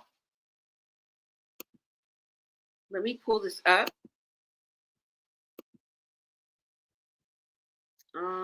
Let's see.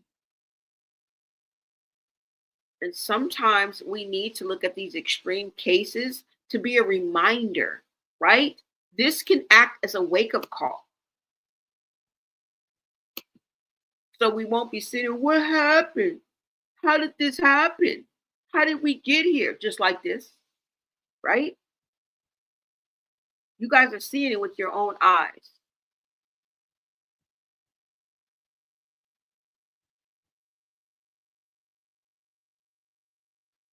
All right, so let me pull this up. And it says the tragic case of Sterling Cohen, baby found with maggots. This is 4 years old, okay?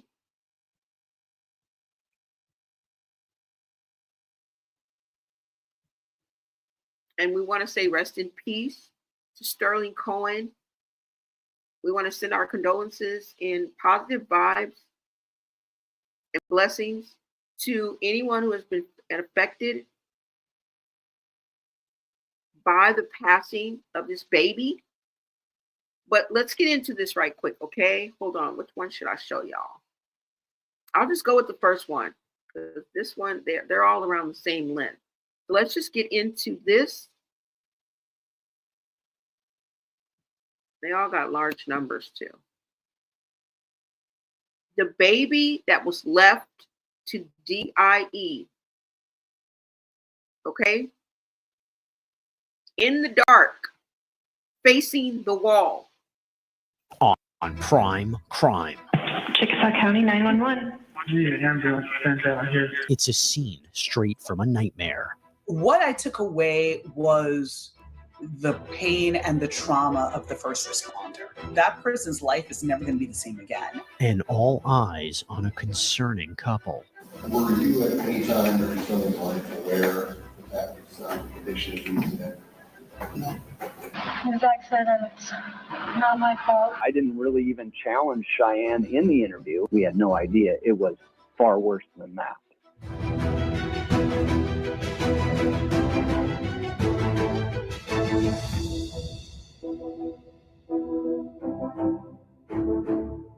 Hey there, everybody. I'm Jesse Weber, and welcome to Prime Crime. This is where we do a deeper dive into the most high-profile and memorable true crime cases. A death in an Iowa home leads to many questions. Most people have no clue that the best way to make money online is not dropshipping, Amazon FBA, or affiliate marketing. It's actually And a horrifying outcome. Chickasaw County 911. Ambulance sent out. It's August 30th, 2017 in Iowa. Zachary Keene, a father of 2 young children, calls 911 and reveals a terrifying discovery. Okay, what's going on? Around 9, my girlfriend went to feed our son, and then about 11 or 11:30, she went to check on him, and he was gone. Gone meaning? He died. It's this statement that would begin the investigation into the death of 4-month-old Sterling Keene, who would be found dead in his swing. What I took away was the pain and the trauma of the first responder. That person's life is never going to be the same again after seeing that close up and having been someone as a former prosecutor who went to a plethora of crime scenes, right? Can you imagine that scene? This baby was 4 months old. Okay. Let's go ahead and get back into the story. Let's play by the YouTube rules, y'all. Okay. Can't just let this play just all the way through. Let's go. Right? But to see a helpless child in that state is just a whole new level. She went to check on him, hadn't heard him cry or whatever, and he passed away. Typically, if a person is going to dial 911 after their child is dead, they would be panicking or they would be in shock. In this case, Zach acted what I like to call desperately casual. And this is a red flag. His neighbor was actually the one that had to tell him to call 911 because he was just standing outside of their apartment complex. So this was not rational decision making. When responders showed up that Zachary was muttering, he was casual in his demeanor, he was quiet, there was no tear to be seen. It was later argued that he was in shock in this moment, but shock doesn't look like this. It's particularly interesting what Keene says about the potential cause of death. I don't know if it's sudden death syndrome or what. Zach's comments about sudden infant death could be a viable consideration. Whenever somebody loses a child, especially a young child like Sterling, that's something that we would consider. Police, though, need more answers. Hours after Sterling's death, Special Agent Chris Calloway spoke with Cheyenne Harris, Keene's girlfriend and the mother of Sterling, as well as the couple's daughter, 2-year-old Nala. Do you remember putting Sterling in the swing? There was a detachment when talking about Sterling. She lit up when she was talking about her daughter, when she was talking about her dog. But the comments about Sterling, there was maybe a coldness. Every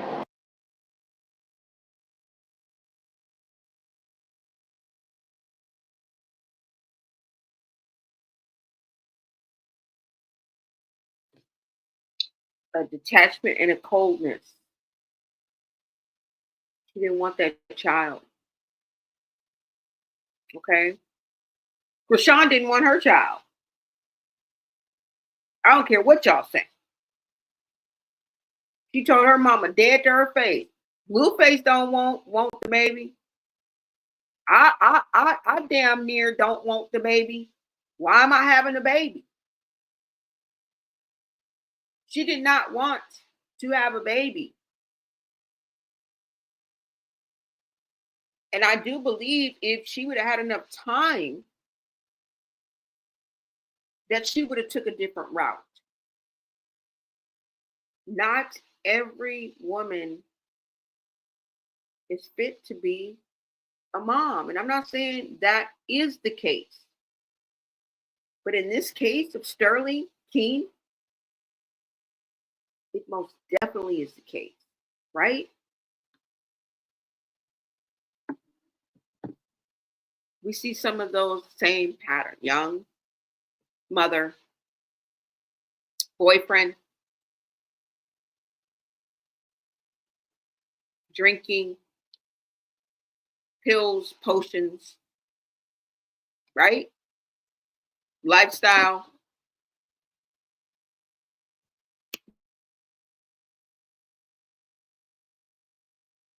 Time being crapped, it was straight liquid. Okay. I actually had a diaper where there was no crab in it, and I was amazed. Yeah.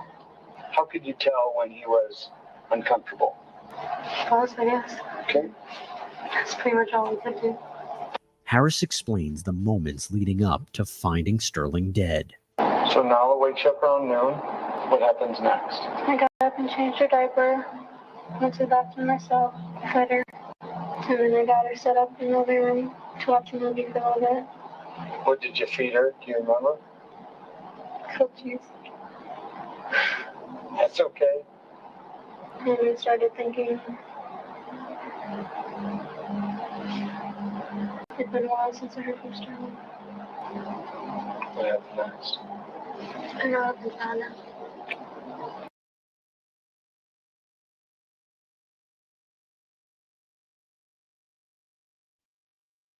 She said, that's when I started thinking.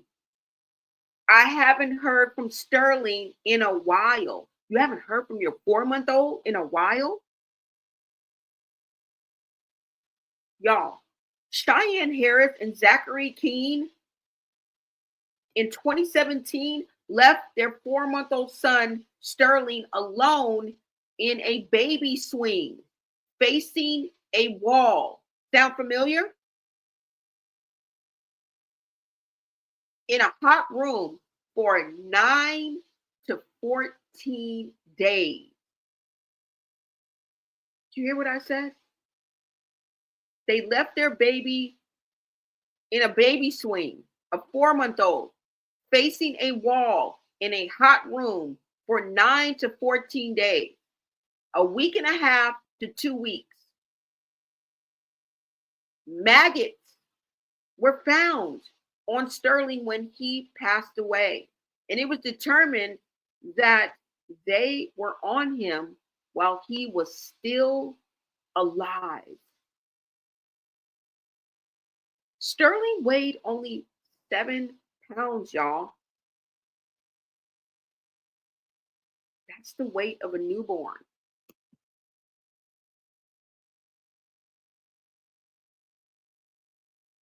And then let me look up that. Calloway goes through different possible scenarios. No illegal drugs in the house or no medication that you know of that Sterling could have gotten into or found or ingested.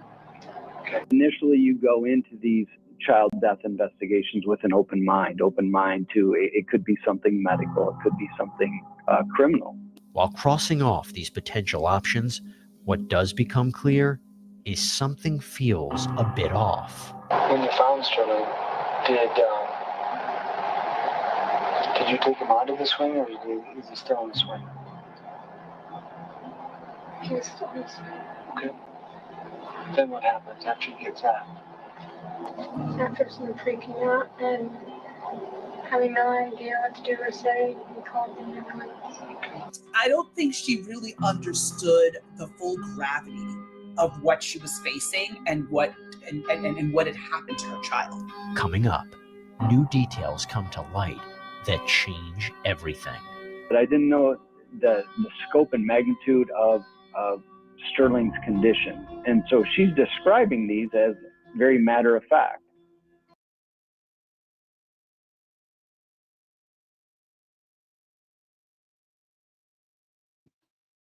This mother is acting like she's talking about tying a shoe. Do you see the detachment? She don't care. She don't love. She is totally detached from that baby. Okay? Now, they said that she doesn't realize the magnitude of what has happened and what she's done. And that kind of reverberates oftentimes when we speak on bad moms, if that's what you want to call it. Right?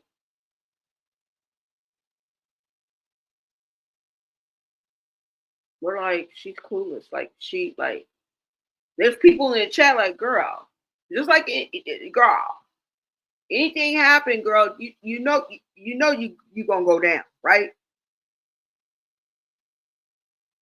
Why would somebody put themselves in that situation?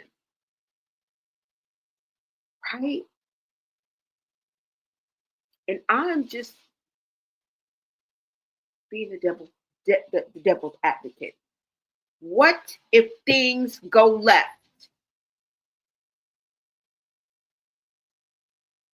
What if things go left? And at the end of the day, we could be wrong. We could be wrong. Now, I doubt it, but we could very well be wrong, y'all. But we know that something not quite right. And somebody lying. All right?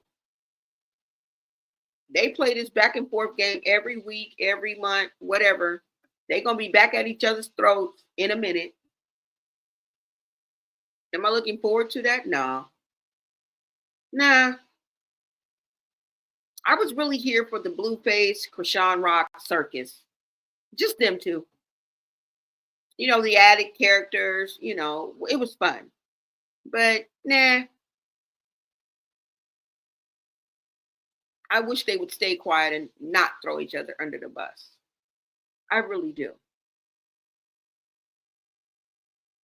Now, I'm not wishing that Chrisean get back with Blueface.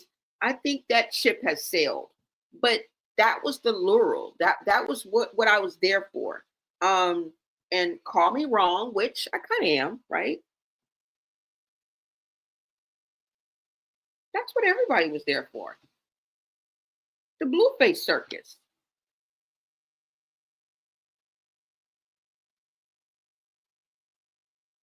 Now, Cheyenne was 22 years old when this happened in 2017.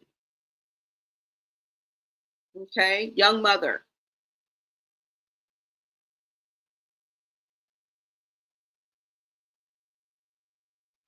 Let me see.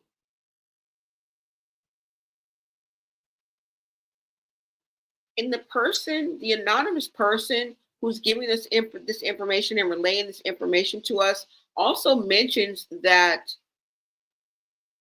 little Chrisean looks malnourished, right? Dehydrated, maybe.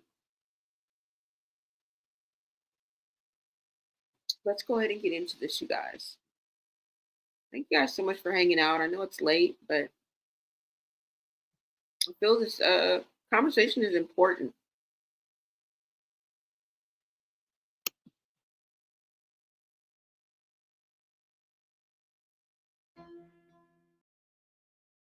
I'm sure you know by now that there are literally thousands of women earning 6 and 7 figures from home by creating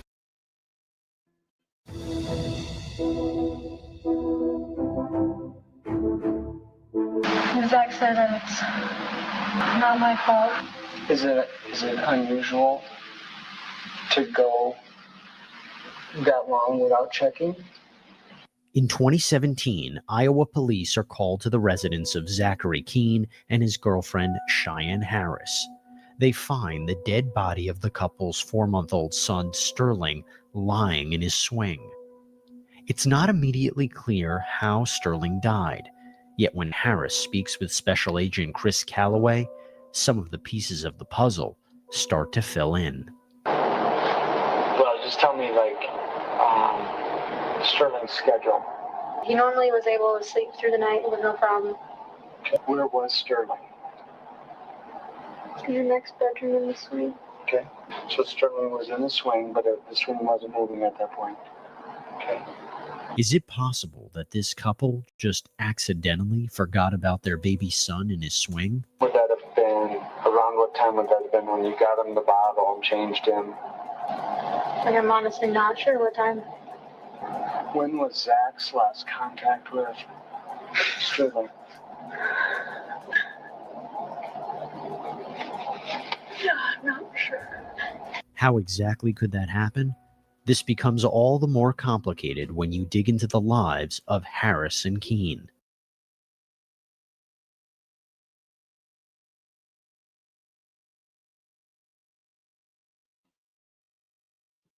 Now, how could that happen?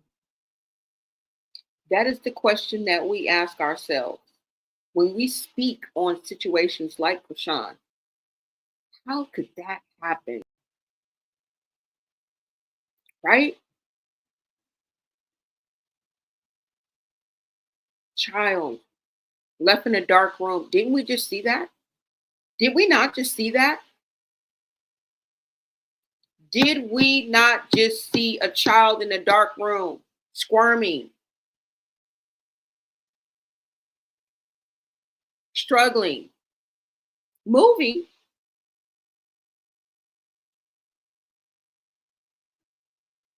But it seems in an attempt to do something. When you look at his legs kind of flailing. It was a dark room until Terrence or whoever that man was turned the light on and picked up the baby. Struggling for his life. Okay? Room full of women. Wonder how often that happens. Could someone all of a sudden forget? You think? Because I think it would have continued. If Terrence wouldn't have got up, we would have been none the wiser and known that Chrisean Jr. was just right off camera. 15 feet away, struggling. Allegedly, it seems. For his life. Trying to get a bearing. We don't know what he was trying to do. Right? How does something like this happen? It's a great question. It happens just like this. But we're making noise. We're causing a ruckus. It's called a quiet riot. That's what we're doing. We don't like tragedies like this. But this is what going left looks like. Because I'm pretty sure the baby was 4 months old. This wasn't their first rodeo. This wasn't their first neglect day. That baby has probably been neglected since day one and has survived at least 4 months. Remember, there in any case of neglect, there is always either alcohol or some type of substance involved. Every time. In this case, I think they were meth heads, but let's keep going.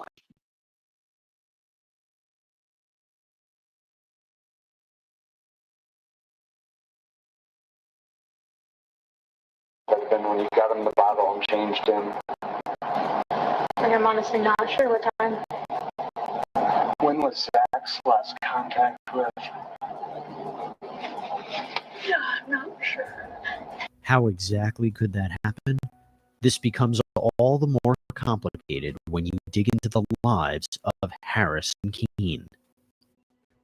Overall, Zach and Cheyenne, they were just an irresponsible couple. They would do meth together. They came together based on their drug use, not love. She continued to use methamphetamine after Sterling was born. When Sterling was born, they found methamphetamine in his blood. Drug use in general affects, it can increase distractibility, reduce motor speed. Overall, when you're saying yes to using meth, you're saying no to being a good parent. After everything that's happened, and all I can think about is death. Yeah, well, you're on a ton of stuff. I mean, on a lot of things going on. Cheyenne has been a mother before, and so she should have known how to care for her child. Zach made anywhere between $35,000 to $45,000 a year.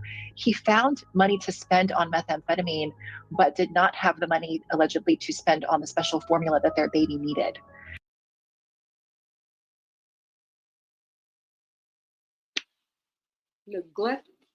Neglectful as fuck. That baby needed special formula that they did not purchase for that baby. They were financially doing all right, y'all. I think this just shoots down our theory, or at least partially, right? That every woman is not meant to be a mother. They don't have that motherly instinct. They don't have that desire or the empathy or the nurturing ability to raise a child or even bond with a child. But remember, Cheyenne had 2 children. She had, I think, 2-year-old Nala, and then she had 4-month-old Sterling. Now, 2-year-old Nala was treated very, very well, almost spoiled. So she did have some type of motherly instinct, right? She was taking care of her daughter. Now, we don't know to what extent, right? She could have been doing the bare minimum, but yet and still her daughter did not suffer what the son suffered. Right?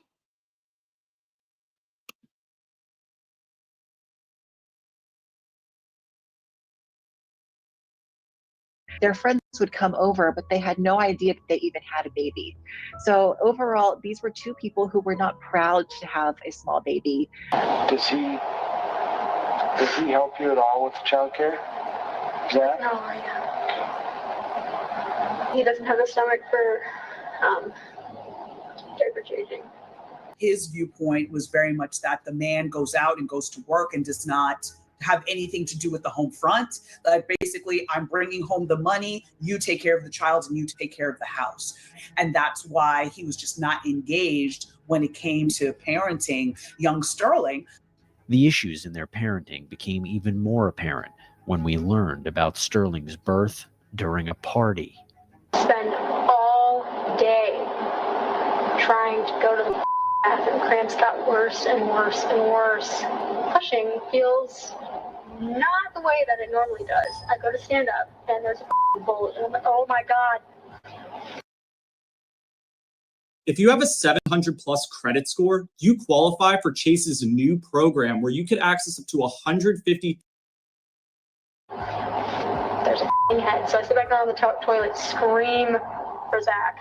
He came out of the water and he was just, eyes popped open. He was just staring at me. Oh. We wrapped him up and we waited for the ambulance.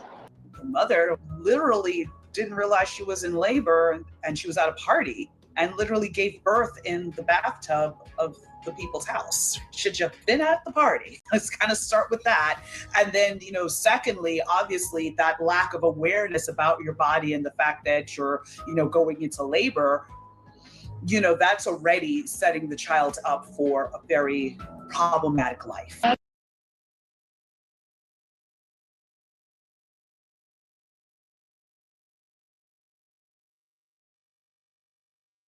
Already setting the child up for a problematic life. Cheyenne had her baby at a party. What were you doing at a party? What goes on at a party? Right? Was she partaking in the festivities of the party while she was pregnant? Sound familiar? Sound familiar? This 20 to 23-year-old mother, who's grown as F, okay, had her baby in the bathtub at a party. How irresponsible is that? Should you even have been on that stage? Should you even have been in the Zeus's dressing room, puffing on a big ass blunt? Should you have even been at the Jason Lee interview, chugging De Leon?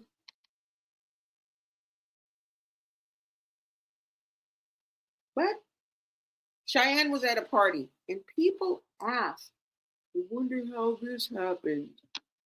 When tragedy strikes. Well, my friend, this is how it happens. Okay? This is exactly how it happens.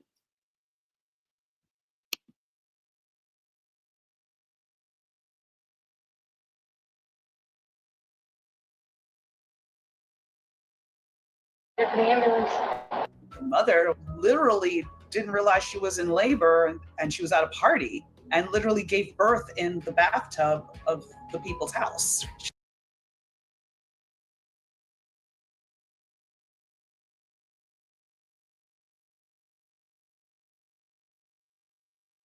Does that mean she wasn't getting prenatal care? Do you think that Cheyenne sought prenatal care at all? Or you think she just went the whole pregnancy without prenatal care? Kind of like they're saying Chrisean did, right? I don't know, y'all.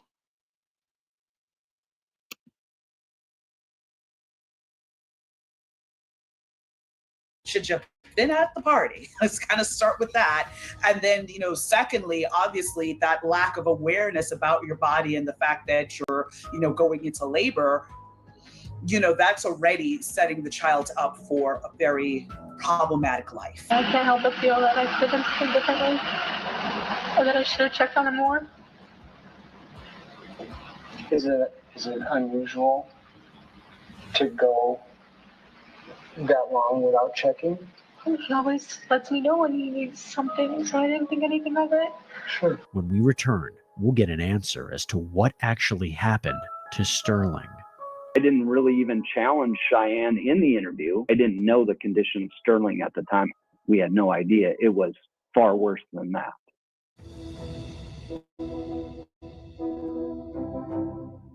We're going to be looking at your house, and we're going to be taking things from the guys. And so this has been going for a while. But the idea is to get you guys the truth and the answers that you need.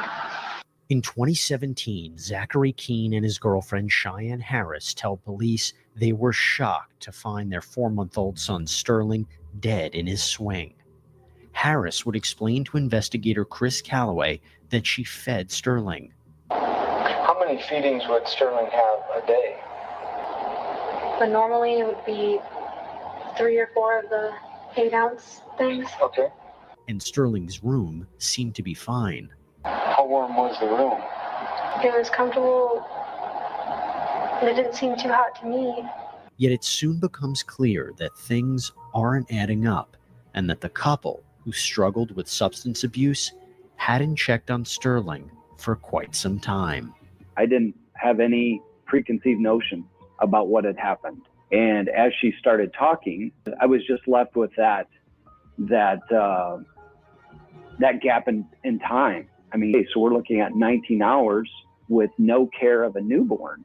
If you were to predict what the doctors will find, what do you think? I keep saying, sorry about sudden death syndrome. Okay. Overall, wasn't very well thought through. I ran a survey asking people what is their number one favorite fragrance of all time. Thought through. This just doesn't add up with sudden infant death syndrome. There's something else to know about Sterling's death, something that would make this case stand out from many others. Sterling wasn't just found dead in his swing, but his room was in fact extremely hot and smelled of urine. And one of the most disturbing revelations, the infant's diaper was filled with maggots. Sterling was taken to our state medical examiner's office where an autopsy was done, and cause of death was denial of critical care, and the manner of death was considered homicide. He, I believe, was an entomologist who spoke extensively about, the fact that the flies and the maggots that were on baby Sterling's body, he was able to track back and say, listen, based on where the eggs were in their development, how the flies were in their development, we can say that, this had been going on and this child had been in this state for close to 2 weeks.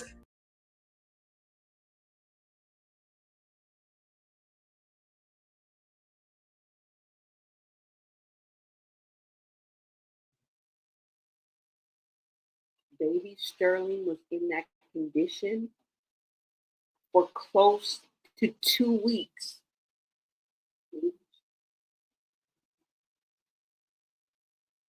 Close to 2 weeks, you guys. She admitted to going 19 hours without checking on a newborn. This is real. It can happen. It has happened. There are neglectful women out here that are this neglectful that they can go 19 hours without checking on a 4-month-old baby that's just in the other room. Just in the other room. The feces that sat in that diaper ate through his skin, allowing E. coli bacteria, because E. coli bacteria was found, malnutrition, dehydration, and I think lack of crucial care, they said. The bacteria that was in the diaper actually ate through his skin and in his stool to enter his bloodstream. And this is what caused the infection. That infection contributed to Sterling's unaliving. Now, they also had autopsy, the photographs that appeared to show that the boy was wearing camouflage pants and a shirt with a cartoon cow above the words, "Let's play." And he was bleeding from his mouth. You guys, this is the ultimate sad case. Okay? Let me let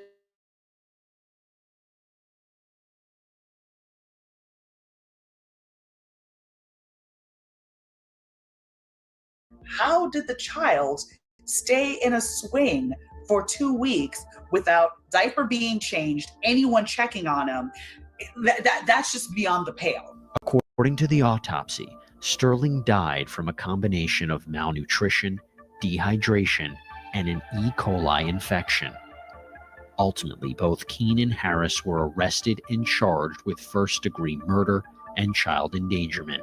I think that drug use, along with mental health, contributed to this, but I think it goes deeper than that with this couple. There is an absolute lack of empathy towards their child. You could argue that there's some disorder or that they're disturbed mentally, but there's also an element of evil here. It takes conscious effort to do this. Up next, Keene and Harris each go to trial and try to convince jurors they're not murderers. Did you know that Sterling had not been changed for some time? I did not. Did you want to see Sterling? Of course not. Did you want your son to die? I did not. No. All court shows are the same? We're talking about your father. Guilty or not guilty? Guilty. Think again. Judge Caprio rules with common sense. I was having contractions. I was rushing to the hospital. Inspector Quinn, what does justice demand? Jail? And compassion. I'm going to take the circumstances into consideration. The best court experience.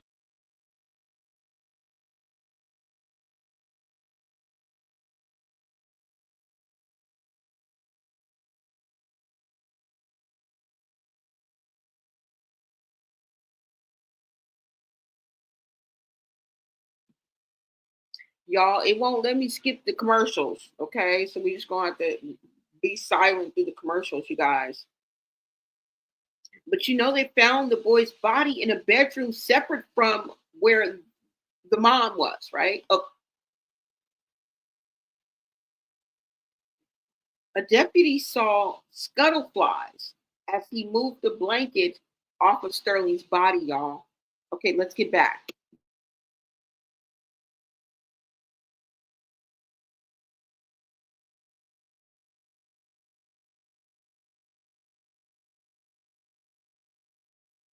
Drama between both sides. From multiple live trials daily to original and compelling programming, the Law and Crime Network is everywhere, and we invite you inside the jury box. This is Law and Crime.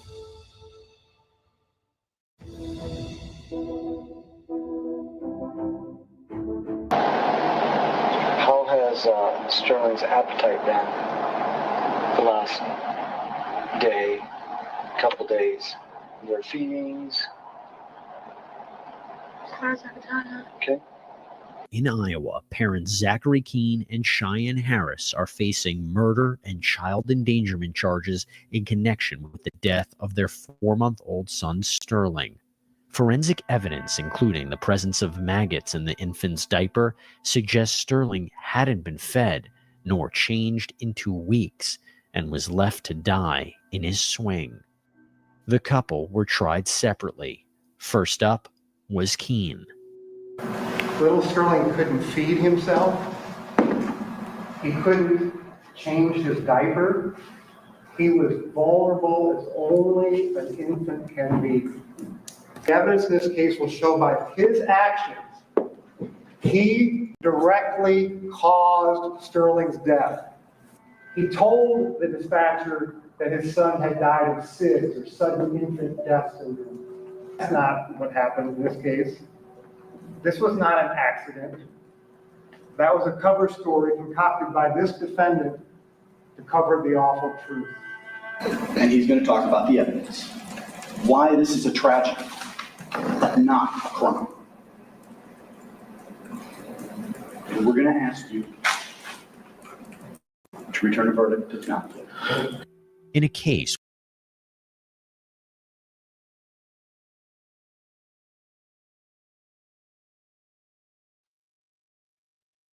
What? These defense attorneys are a hoot and a holler. Find them not guilty. It's a tragedy and not a crime. Now, I've been present in a few high-profile court cases, okay? And I do plan on going to the Little Dirk case this coming October. Oh, it's coming up. Damn. But, yeah, defense attorneys will upset you. Defense attorneys will upset you because most of the time when you stand on the side of the truth, you are with the prosecution. But for this defense attorney to sit, I mean, it's his job, right? What else can he say? What else can he say? That has to be one of the worst jobs. This baby was found with maggots in the diaper. When the sheriff, the deputy pulled back the blanket, there were scuttle flies. They described Sterling's body as a crime scene. What kind of monster would do this to a 4-month-old baby?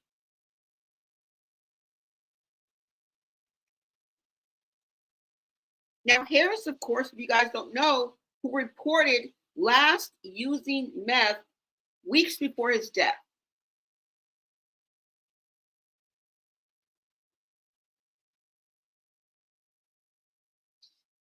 He was found unalived in a mechanical swing, stroller, walker. I don't know.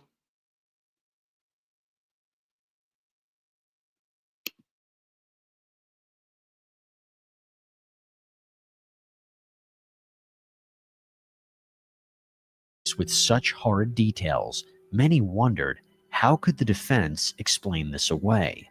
Well, Zachary Keene himself tried to do just that when he took the stand. Check out this screenshot of my credit score. Just a few months ago, it was in the low 500s. That all changed when I found this little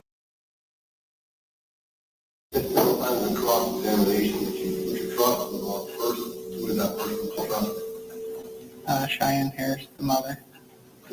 Were you at any time during Sterling's life aware that was a condition of using it? No.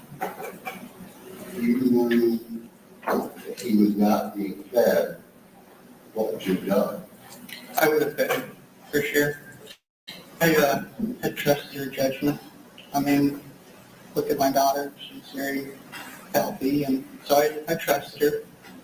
He totally was blaming her and being like, I trusted the wrong person. At the end of the day, it's both of you.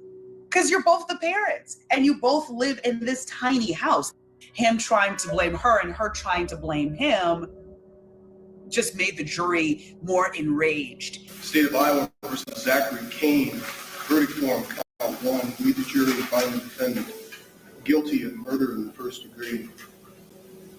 Count 2, we the jury find the defendant guilty of child endangerment causing the death of a child. Then there was Cheyenne Harris's trial. That this is not a case where the parent, Ms. Harris, lacked resources or was an inexperienced parent. The other child in the home, her name is Nala. The evidence will show that she was healthy, in contrast to Sterling. In contrast to Sterling, she was properly clothed and clean and bathed. She was properly fed. That child's mother, Cheyenne Harris, failed in her responsibility as a parent. She failed little Sterling. She violated the trust that Sterling placed in her as her mother. You're going to wonder what kind of monster could do something like this. The monster in this case is mental health. The monster in this case is depression, postpartum, substance abuse. She's not evil, and this case is not murder. It was an extremely difficult case to try. I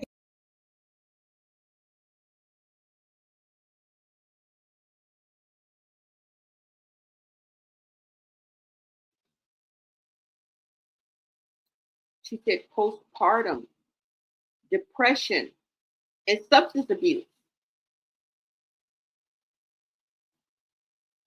These are 3 things that Chrisean herself has claimed that she suffered from.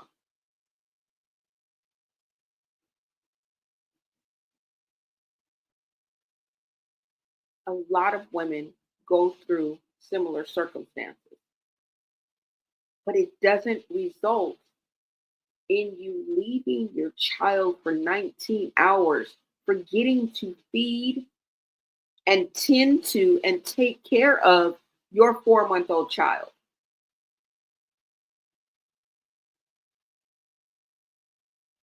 And we often ask, how did this happen? And I can honestly tell you with a straight face, this is how it happened. Right? The time to act is before it's too late. I believe if there had been intervention for Sterling, that he would be alive today. And the fact that she took care of one child and not the other. And then I say to what extent? Because I mean, at the end of the day, she still was under the influence of the substances, right? And meth is probably the worst. So even the child that was deemed to be taken care of wasn't really fully taken care of either. Because you had a bunch of junkies as your parent, right?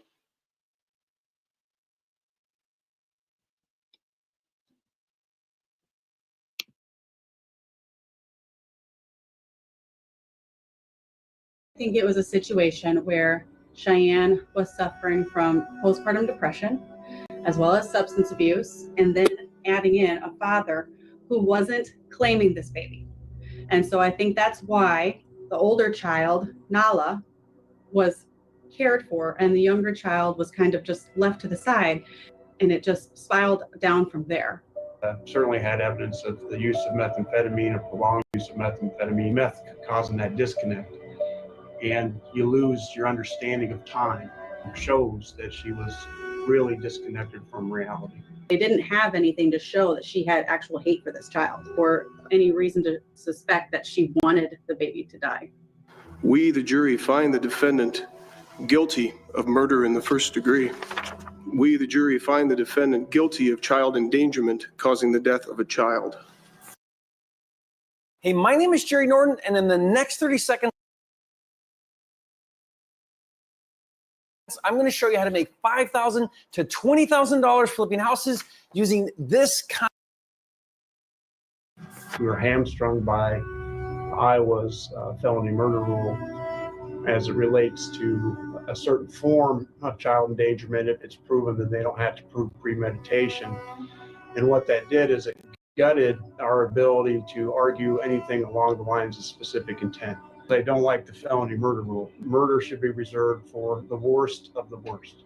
And Cheyenne is far from that. Both Harris and Keene were sentenced to life in prison. And at the time of this taping, each of their appeals have been shot down. It's never going to bring Sterling back. It's never going to diminish the horrendous, miserable last days of his life.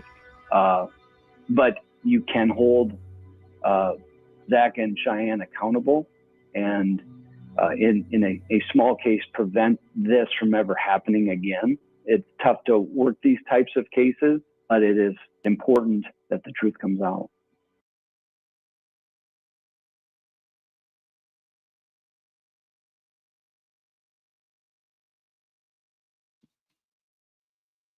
Hold the ones responsible accountable for their actions. At the end of the day, we will all be held accountable for our actions. And again, rest in peace, little one. Rest in peace to Sterling.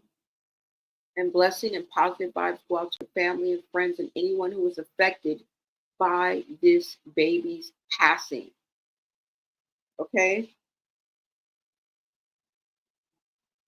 Now, it's not enough that I have to bring up examples of what I'm talking about. So, some of these ragamuffins out here will get it, right? Let me go ahead and take this down, you guys.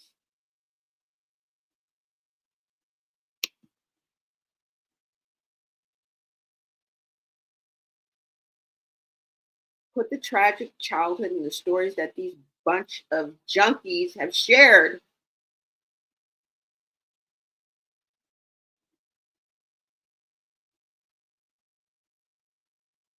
with us,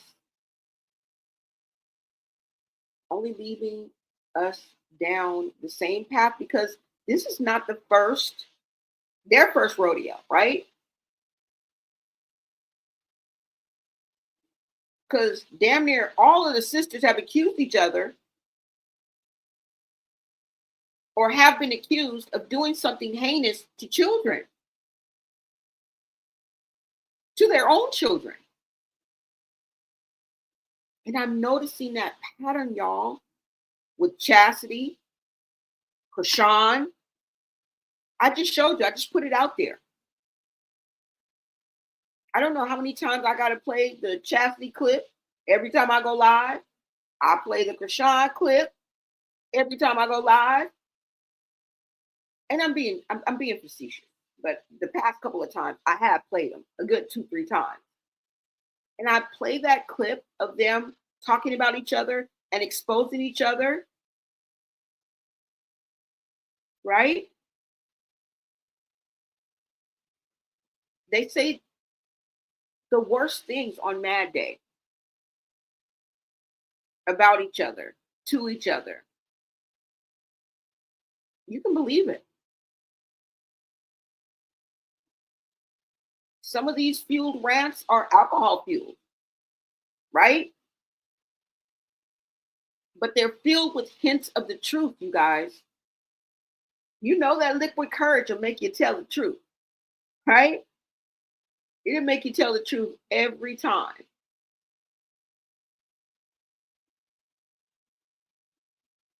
But like I said, if I got to run it back on one of these truth bombs that they be dropping on each other, that's what I'm going to have to do.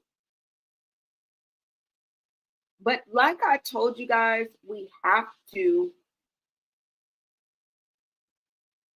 speak the truth through the receipts that they give us on these social media streets. And Chrisean then, okay, did not want no baby. She said it out of her own mouth more than once. More than once. Okay? She said it out of her own mouth. I think ultimately the time that she didn't have enough time, it was actually too late. And the fact that her family probably influenced her to go through with this.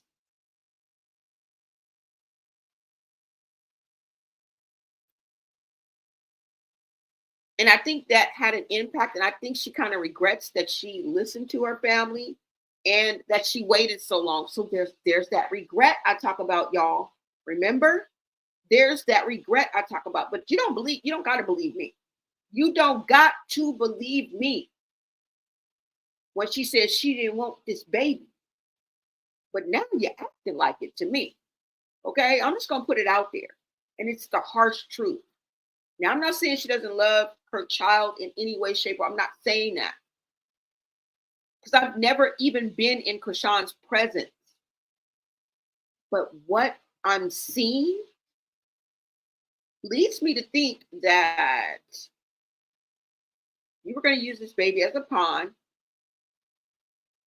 And when Blueface, dropped out, was like, I'm out, and he did the mic drop and stepped away, which I never feel like he even wanted in the first place. This is the same man that was willing to give you $100K to leave him the fuck alone. Y'all remember that? When he went through your phone and found out there was, 10 men strong, allegedly. But y'all ain't got to believe me, okay? I just pull receipts and let y'all hear them. 8 girls and 4 sons. I don't regret for having none of y'all. You turned out to be good. The rest of them turned out to be good. Of course you're going to have some hard-headed sons. But they can even turn out to be good. Your brother just got 2 stores. His dream came to pass. It's going to be over with. And when you need a break, that's what godmothers are for. But Mom, where Sean come from is because we couple oriented. You know what, Sean? Let me tell you something. You know what God told me? To be on one cool. The baby is going to change you for the best.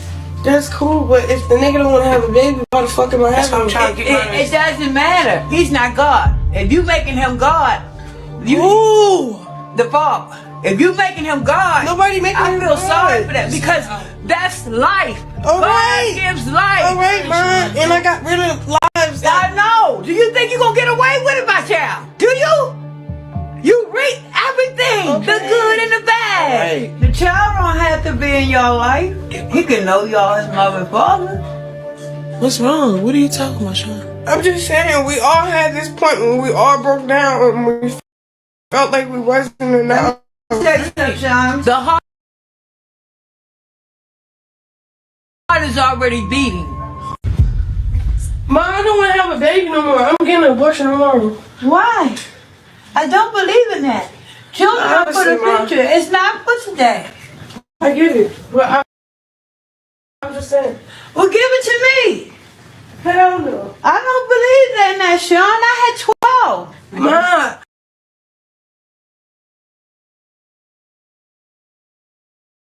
He don't want to have a kid. I damn near don't want to have a kid. Why the fuck am I having it?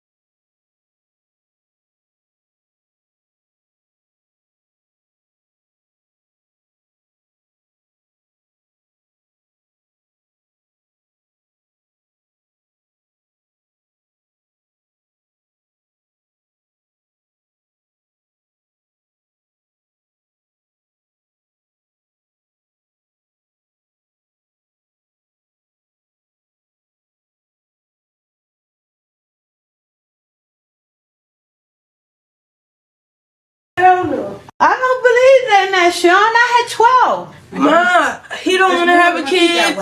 I damn near don't want to have a kid. Why the fuck am I having it? Do you hear what I'm saying, Sean?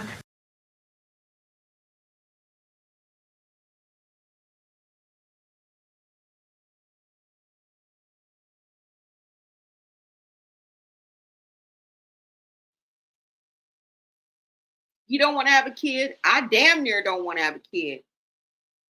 You heard her. Now I know people can go back and forth and be confused and ultimately make up their mind, but the proof is in the pudding. And some of you guys out there don't even believe that she was prepared or ready to be a mother. Because when I say she outside, she outside. Okay?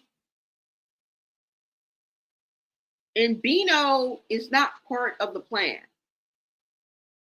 He is nothing but a distraction.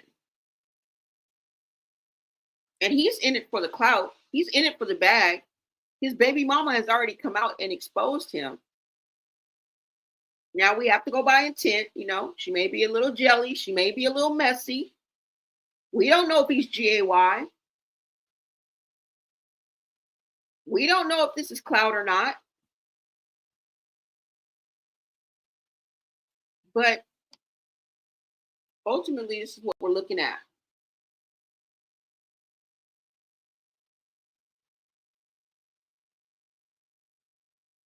And she's talking to her mother in this.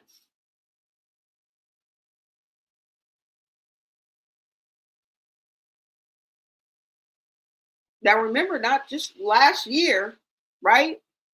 And we know that her mother has been struggling with substance abuse, addiction, mental health.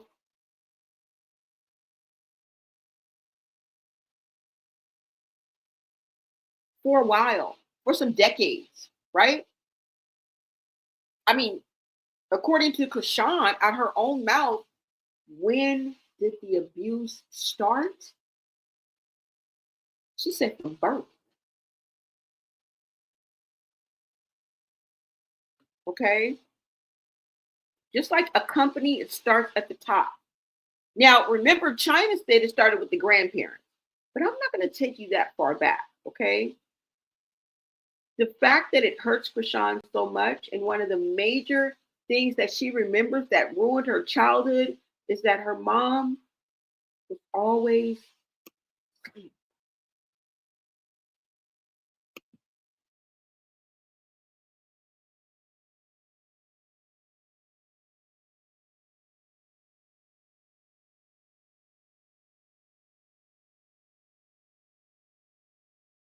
You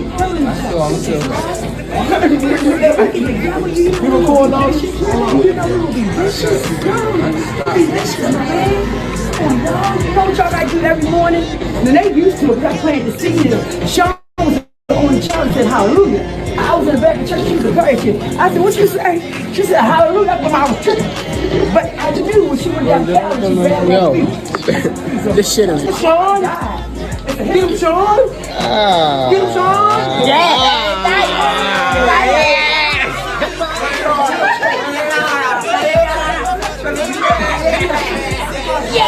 It's our trait. It's our trait. It's our trait. I gotta go, yo. You're mean though, Sean. Oh, wait a minute. No, we're not gonna do that, y'all. Let me tell y'all something. Don't Sean, my girl. I know, but listen, y'all, listen. Let's go tired of this. We came from you. Oh no, they're not saved, dummy. We're killing each other. You record all this shit? You know what y'all gotta do every morning? And then they used to it, but I planted the seed. Sean was the only child that said hallelujah. I was in the back of church, she was encouraging. I said, what you say? She said, hallelujah. That's when I was tripping. But I knew when she went down the alley, she grabbed my feet. This shit is. Sean? Get him, Sean? Get him, Sean?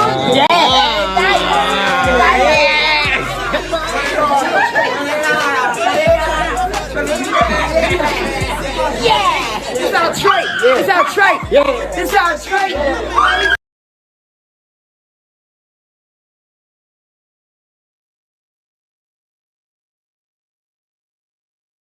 We wish the best for Charla and their mother. Honestly, we do, right? We hope that she gets the help that she needs.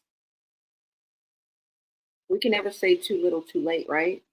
But I feel for most of her family and most of her children, the damage is done, you know, and we're looking at the aftermath.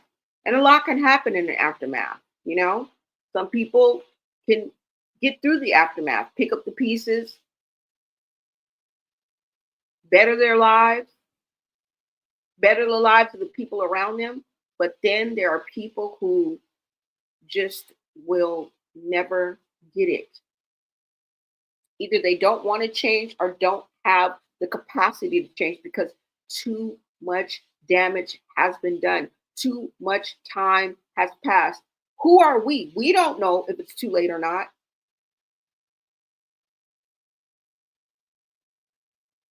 And I would have to speak on maybe the older sisters, but I personally would never give up on a 25-year-old. That just doesn't make any sense to me. It's extremely young to be giving up on somebody. And yes, I'm biased because I can remember when I was 25. What if somebody would have gave up on me at 25? I would have been chalked up as a basket case. Now, to this extreme, no, but in my own way, I was in my own way. A lot of us were. I didn't know what the hell was going on in life.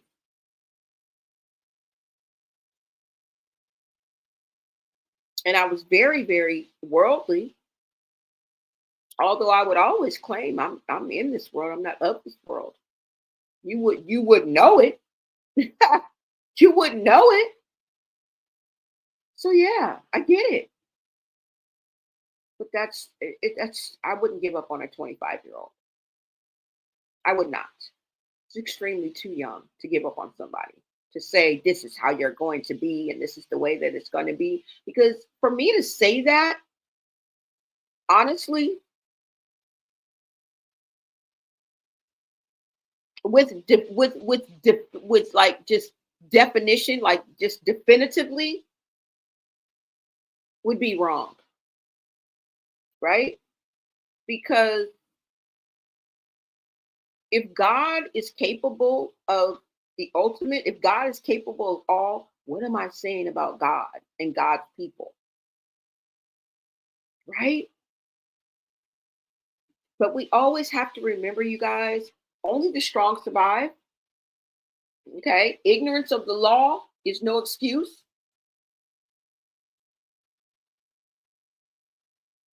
And somebody has to fall through the cracks. At the end of the day, everybody can't make it. Okay?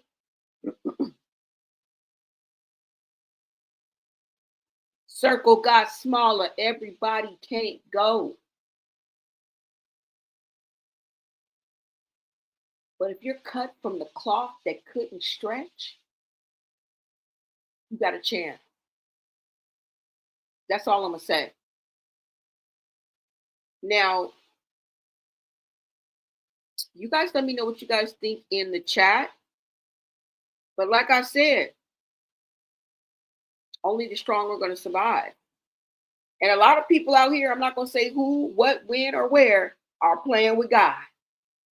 You're straddling the fence, you're playing with God, and it's not going to turn out well for you. Okay? Because you could wake up with a backward eye and you could wake up blind. Who gonna check you, boo?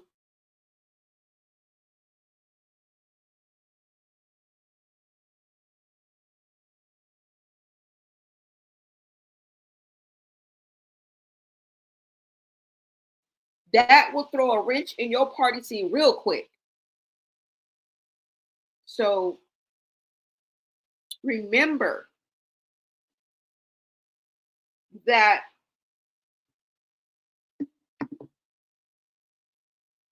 demons, people that don't mean you well, will use beauty. Okay? They will use manipulation in order to fool you. We have to remember that.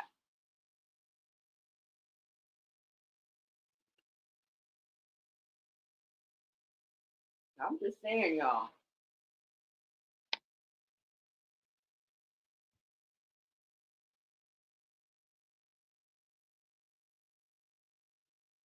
They will do things to manipulate you. And they will use beautiful things to do it with. Because if they came in their natural form, you'd be scared as shit. That's all I'm saying. Remember. Or growth. And here's the catch. It's the devil can't reach you, he'll send three things. 1. He'll send a monitoring spirit, someone placed in your life to block your growth. And here's the catch. It's usually the last person you'd expect. 2. He'll send distractions. It could be a substance you can't seem to shake, or a job that drains your soul, but you stay because it's safe. All of it keeping you stuck. 3. The big one. He'll send a relationship you don't even need, one that pulls you in with temptation, usually in the form of lust, because lust is the easiest doorway, and this is the truth no one tells you. The real battleground is your mind. If you guard your mind, you control your life.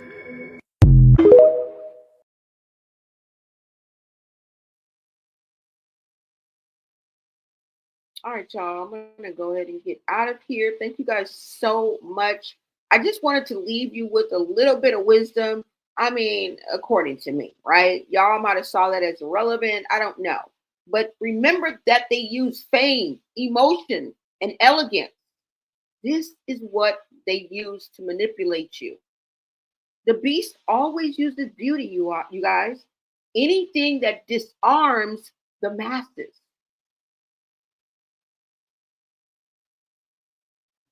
This is why we have to choose our battles wisely, pray for wisdom, and if you haven't quite gotten there yet, just believe in something greater than yourself. Because if you put your trust, your faith into man, anybody that walks this earth, you're going to be let down every freaking time. Okay? So you guys let me know what you guys think of the situation. Do you think there's some validity to the anonymous drop of the information? Kind of like the medical leak, right? We took what we wanted, threw away what we didn't want. But at the end of the day, we all have to say allegedly, and we have to look at this with a grain of salt. But everything else that I incorporated in this is the real deal, you guys. You literally heard the words come out of Chrisean's mouth, even though she be lying. She also be telling the truth. And sometimes they bleed their heart out, right? On the internet. But at the end of the day, it's still hashtag Save Junior. It's still Lil Chrisean deserves better. It's still hashtag Justice for Ronnie. Now, I heard someone saying there were some new leads to the unaliving of Ronnie, but I didn't find anything. But what I will say is he was an advocate for Junior. Now, he may not have went about it the right way, and you guys may not agree of him bum rushing Chrisean at the subway, at the mall. But I commend that young man for even attempting to do the right thing. And at the end of the day, we're still looking for that DNA test to rule out Ronnie's family, because we need all of the avenues that we can get. Because it seems as if it's true, CPS came like a thief in the night and snatched up Junior and gave him to Tareen, her sister. And from what we see, we're gonna need for you to come back, CPS. If that's true, you're going to come double. You're going to spin the block like there ain't nowhere to park. Okay. Shout out to 21 Savage, bitch. Okay, you're going to have to spin the block like it ain't nowhere to park. We're going to need for you to bring it on back. Okay? We don't want to tell you to keep up the bad work, bitch. Because your track record ain't all that cool. Okay?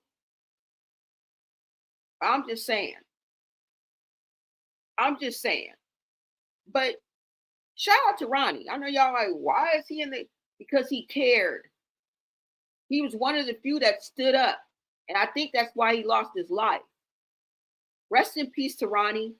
And my heart goes out to positive vibes, blessings, go out to anyone, family or friends that have been affected by the loss of life of Ronnie. I think his name is Coran Khan, right? His real name. That's all I gotta say. He a G for that though, for real. Had no blanket. Junior ain't have no coat. Junior ain't have no hoodie. It's cold as shit outside on Black Friday. It was cold as shit outside. Junior's out there with nothing, man. He ain't got no blanket. He ain't got no heater. He ain't had no stroller. And it's concerning when people are keep excusing this baby boy's health with a messed up individual. People are sitting here making it seem like it's okay for the way that this girl is treating Junior. This girl dead wrong.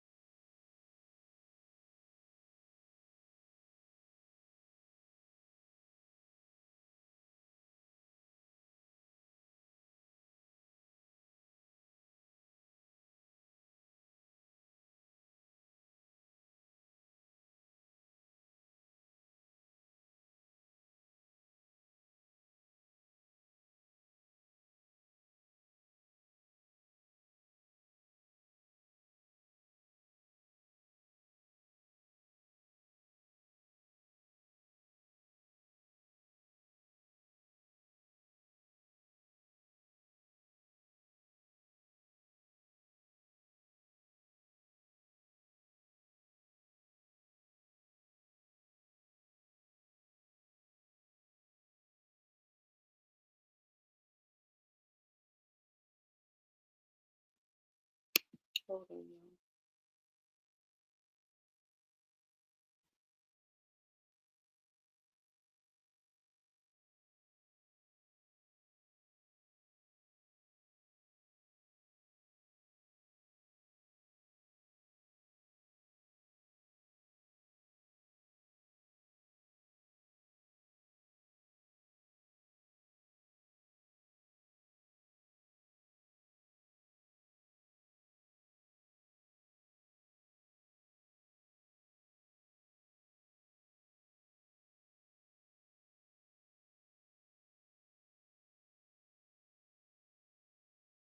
Had no blanket.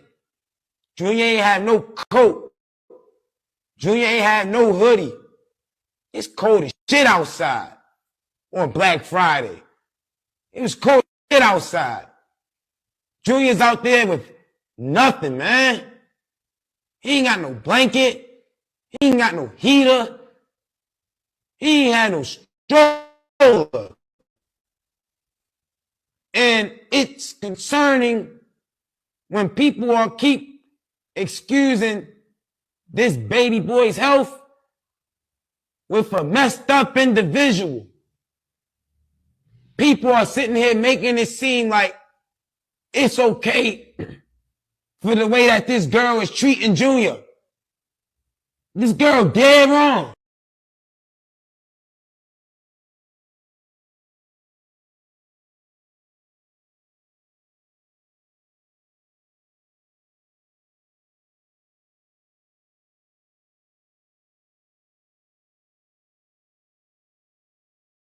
Incredible. I got work.